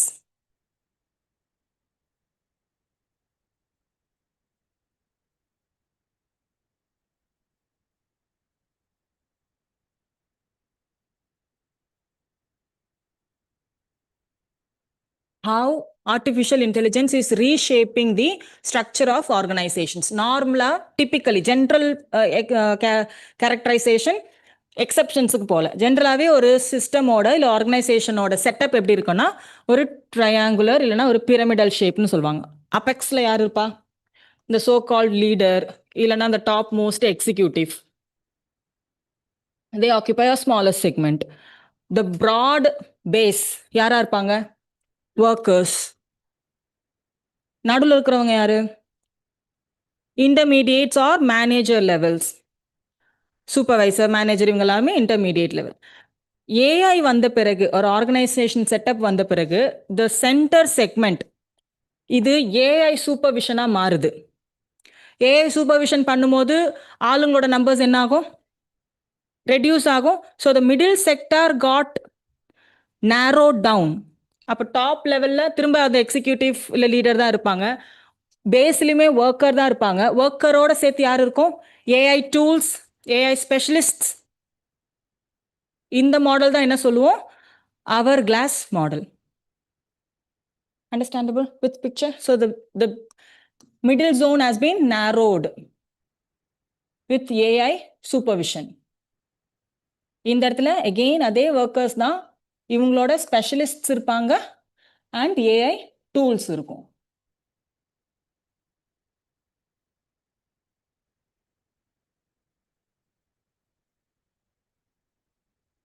மேலே பெரிய மாற்றம் இருக்காது, அதே leader தான் இருப்பாரு or executives.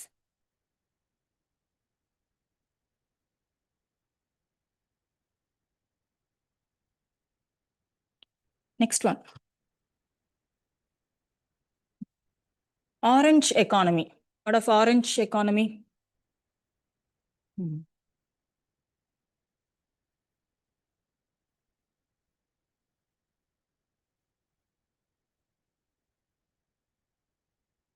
Orange எக்கானமிங்கிறது என்ன? Entertainment, creativity. உங்களோட கிரியேட்டிவிட்டி இன்வால்வ் ஆகுறது தான் என்ன? Orange economy. Okay, one liner எழுதுங்க. Orange economy, also known as creative economy. Orange economy is also known as creative economy, refers to creative economy, refers to economic activities based on creativity, culture, and intellectual property. Economic activities based on creativity, culture, and intellectual property. So there are other economies based on color. எப்பவும் போல I will give you the colors.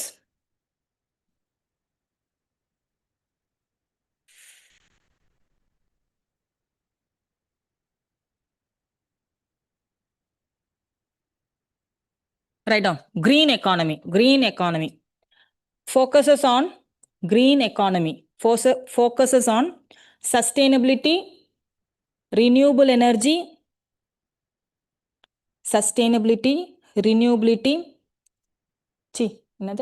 renewable energy and eco-friendly practices.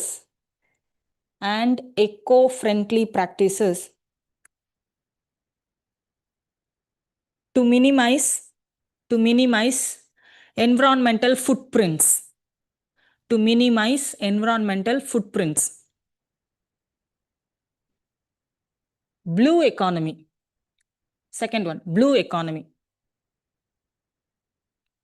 It relates to the sustainable use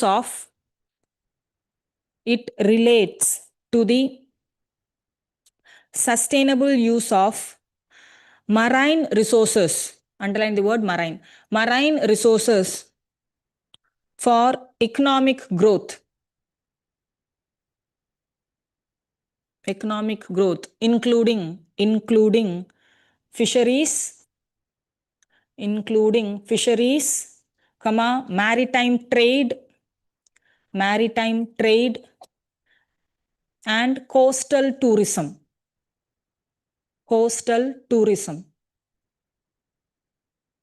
Third one, silver economy. என்னவா இருக்கலாம்? Silver economy. Yes. Targets the needs and purchasing power of. Silver economy targets the needs and purchasing power of an aging population. Underline the word aging population. Focusing on aging population. Focusing on healthcare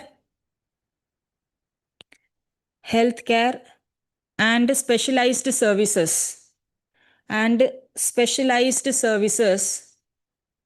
For seniors. I repeat, it targets the need and purchasing power of an aging population, focusing on healthcare and specialized services for seniors. Next one. Yellow economy. Yellow economy. Associated with knowledge driven sector. Associated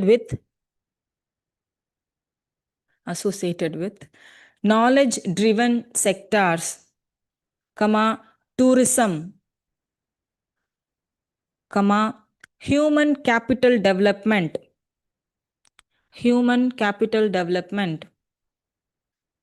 and the digital or innovation economy.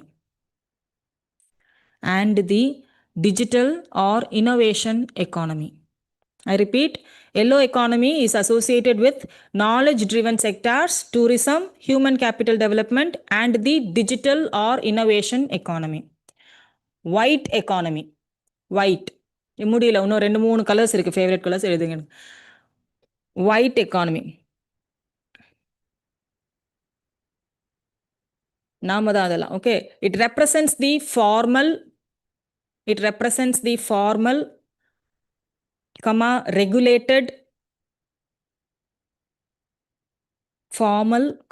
regulated, and tax compliant segment.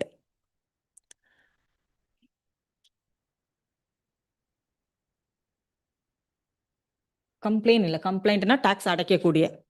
tax compliant segment of the economy.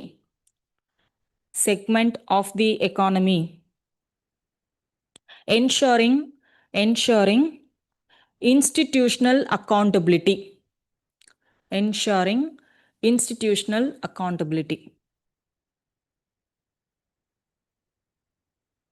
Pink economy. என்னவா இருக்கும்?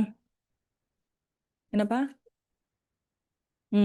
நம்மலாம் அதுதான் முன்னாடி ஒயிட்லேயே வந்துட்டோம்ல, இந்த இடத்துலயாச்சும் man and woman பிரிக்காம. Pink economy highlights economic activities and marketing.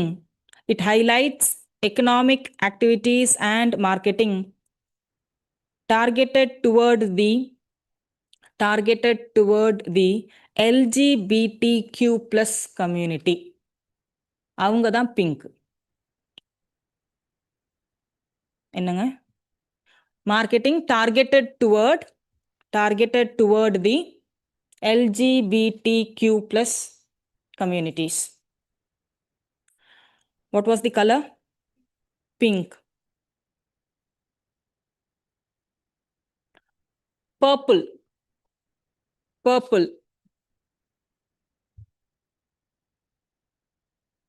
It emphasizes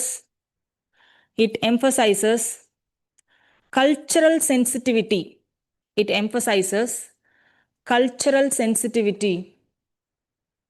In production, comma, promoting ethical branding.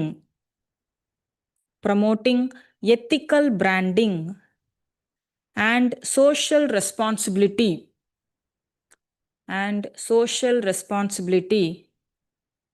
Comma, sometimes refers to the care economy. என்ன கலர் இது? care economy. Including education and health services.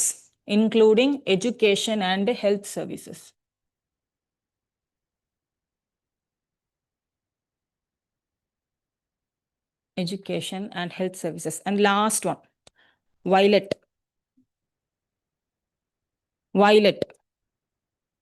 பர்பிளும் வயலட்டும் நிறைய பேருக்கு ஒரே மாதிரி தெரியலாம், ஆனா ரெண்டு எக்கானமி வேற. Purple and violet.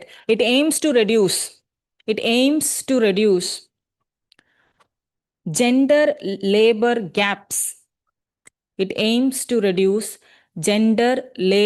gaps. And enhance equality.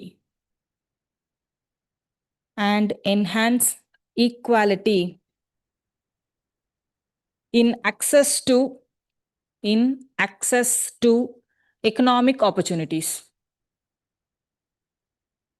in access to economic opportunities.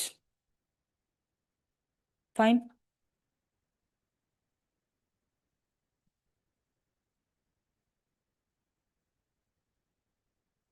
Next, orange economy, hourglass.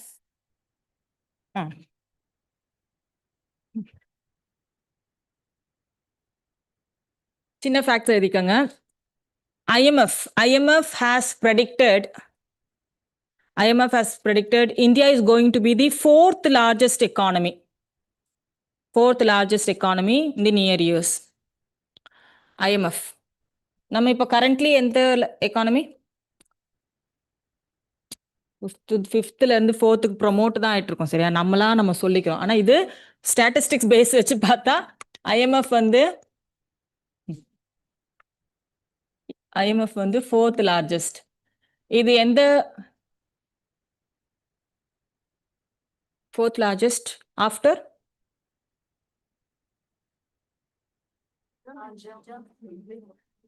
First, German third. First, second. Fine. அது தெரிஞ்சா ஓகே. இதோட சேர்த்து World Bank has also listed India as the fourth most equal country.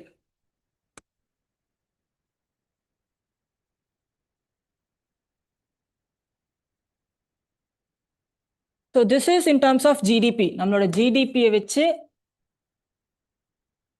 largest economy அப்படின்னு calculate பண்றோம். We are moving or in the present status of fourth largest or growing economy. Similarly, World Bank in its report known as Spring 2025 Poverty and Equity Brief.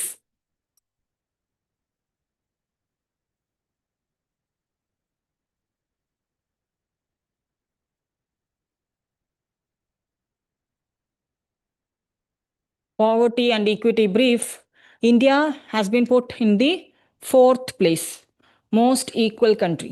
The index is Gini coefficient. What is Gini coefficient? Gini coefficient or the Gini index. It is associated with the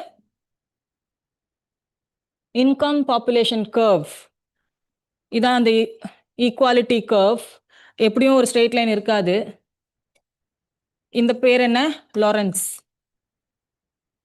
Lawrence curve.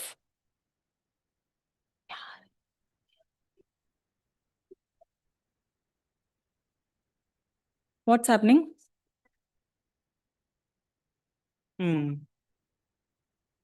Okay. So where were we? We were discussing about, so the criteria used is the Gini index or the Gini coefficient value. So with the value, India has been placed number 4. இதுவும் 4, இதுவும் 4. ரெண்டு statement கொடுக்குறாங்க. ரெண்டு 4 இருக்க வாய்ப்பு இல்லை. ஆமா தானே? ஃபோர்த் லார்ஜஸ்ட் எக்கானமி கரெக்டு அப்படின்னு தோணும். ஸோ 4ல the 3 countries leading India is Slovak Republic, Slovenia and Belarus. என்ன அது?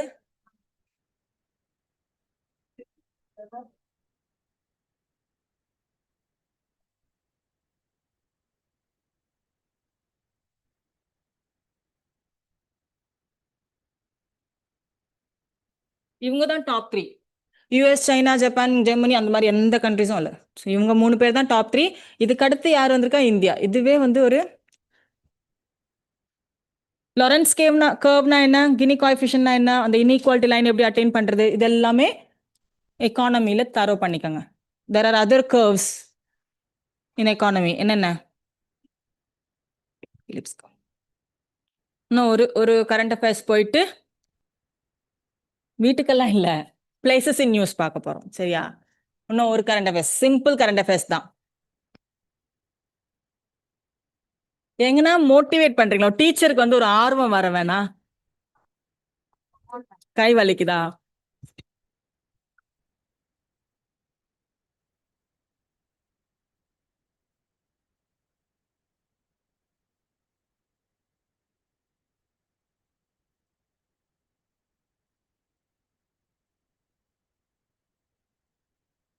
ஆமா. Yes. 5 minutes break. Okay, finger break.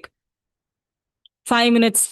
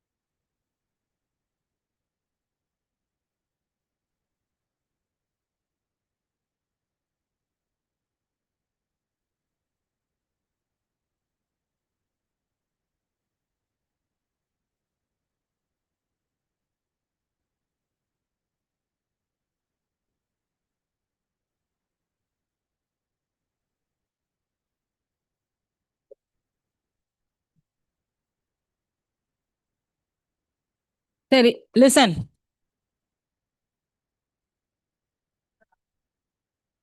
ஒரு சின்ன நியூஸ் தான். அதுக்கப்புறமேட்டி பிளேசஸ் இன் பார்க்க போறோம். Okay, GI take.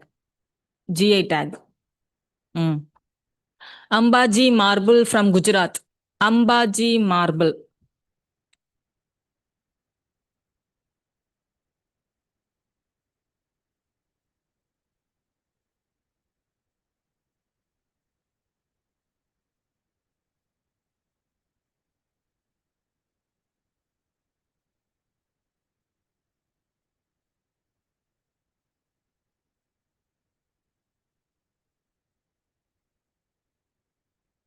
இது முடிஞ்சோடனே வீட்டுக்கு போலாம். சரியா? Places in news. ஆமா ஆமா.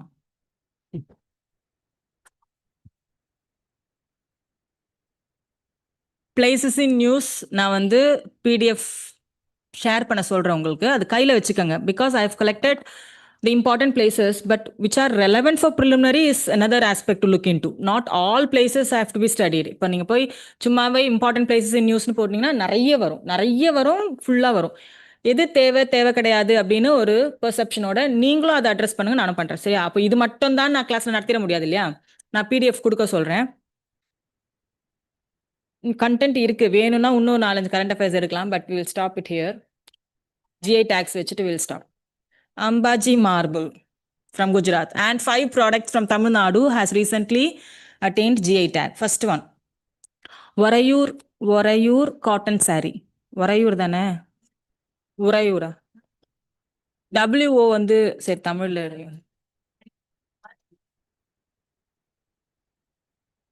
சரி.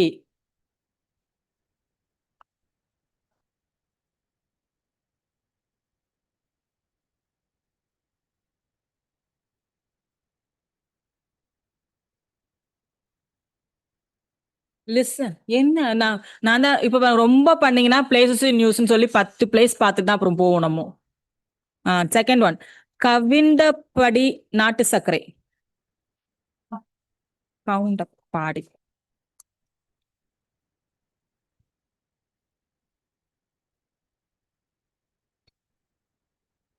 I'm not going to entertain this.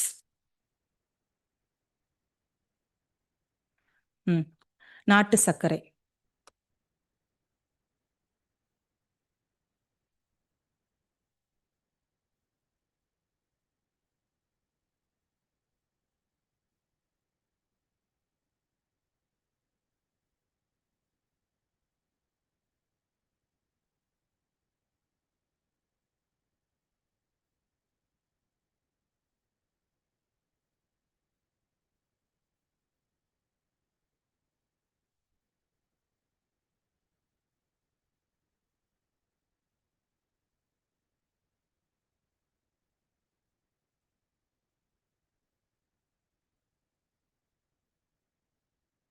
கல்சட்டி, cooking where.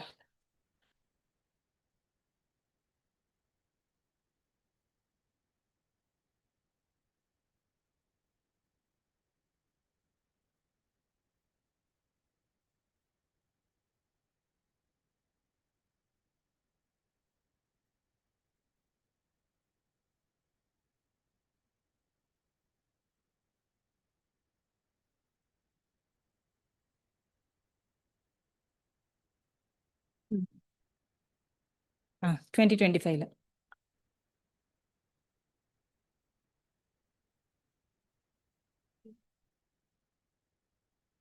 Done. I'm not sure of the pronunciations of most of them, so copy it down. Cotton saree, நாட்டு சர்க்கரை, pearl rice, கல்சட்டி, சொப்பு சாமா. Fine. ஒரு current affairs. India US 2+2 dialogue எழுதிட்டேன், இந்த பேஜில் இருக்கு, இதை முடிச்சுட்டு போகணும். 2+2 டயலாக் எது ரிலேட்டடா? 2+2 stands for which two? Ministry of External Affairs and Minister of Defense from India with the partnering country. So India has 2+2 dialogue with 6 countries. India has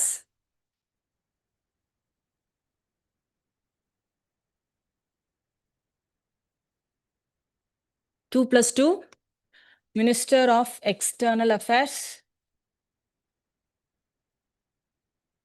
and the Defense. We have the dialogue with 6 countries. The first one being, we initiated this 2+2 with the US. India, US. Then came India, Japan.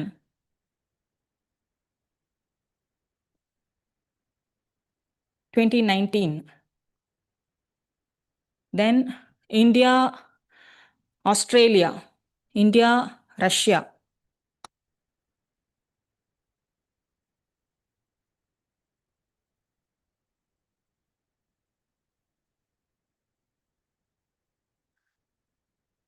And UK.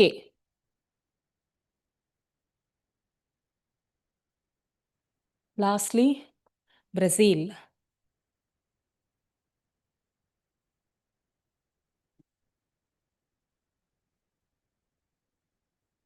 என்னம்மா?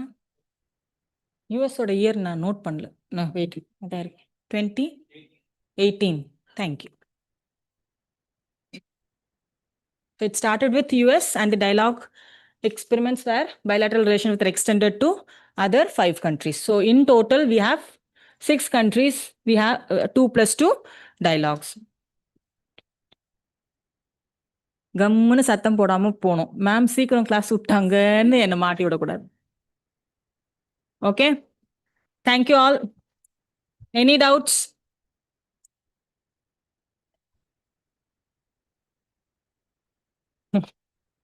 Thank you all. Happy learning. See you in next class, current affairs session.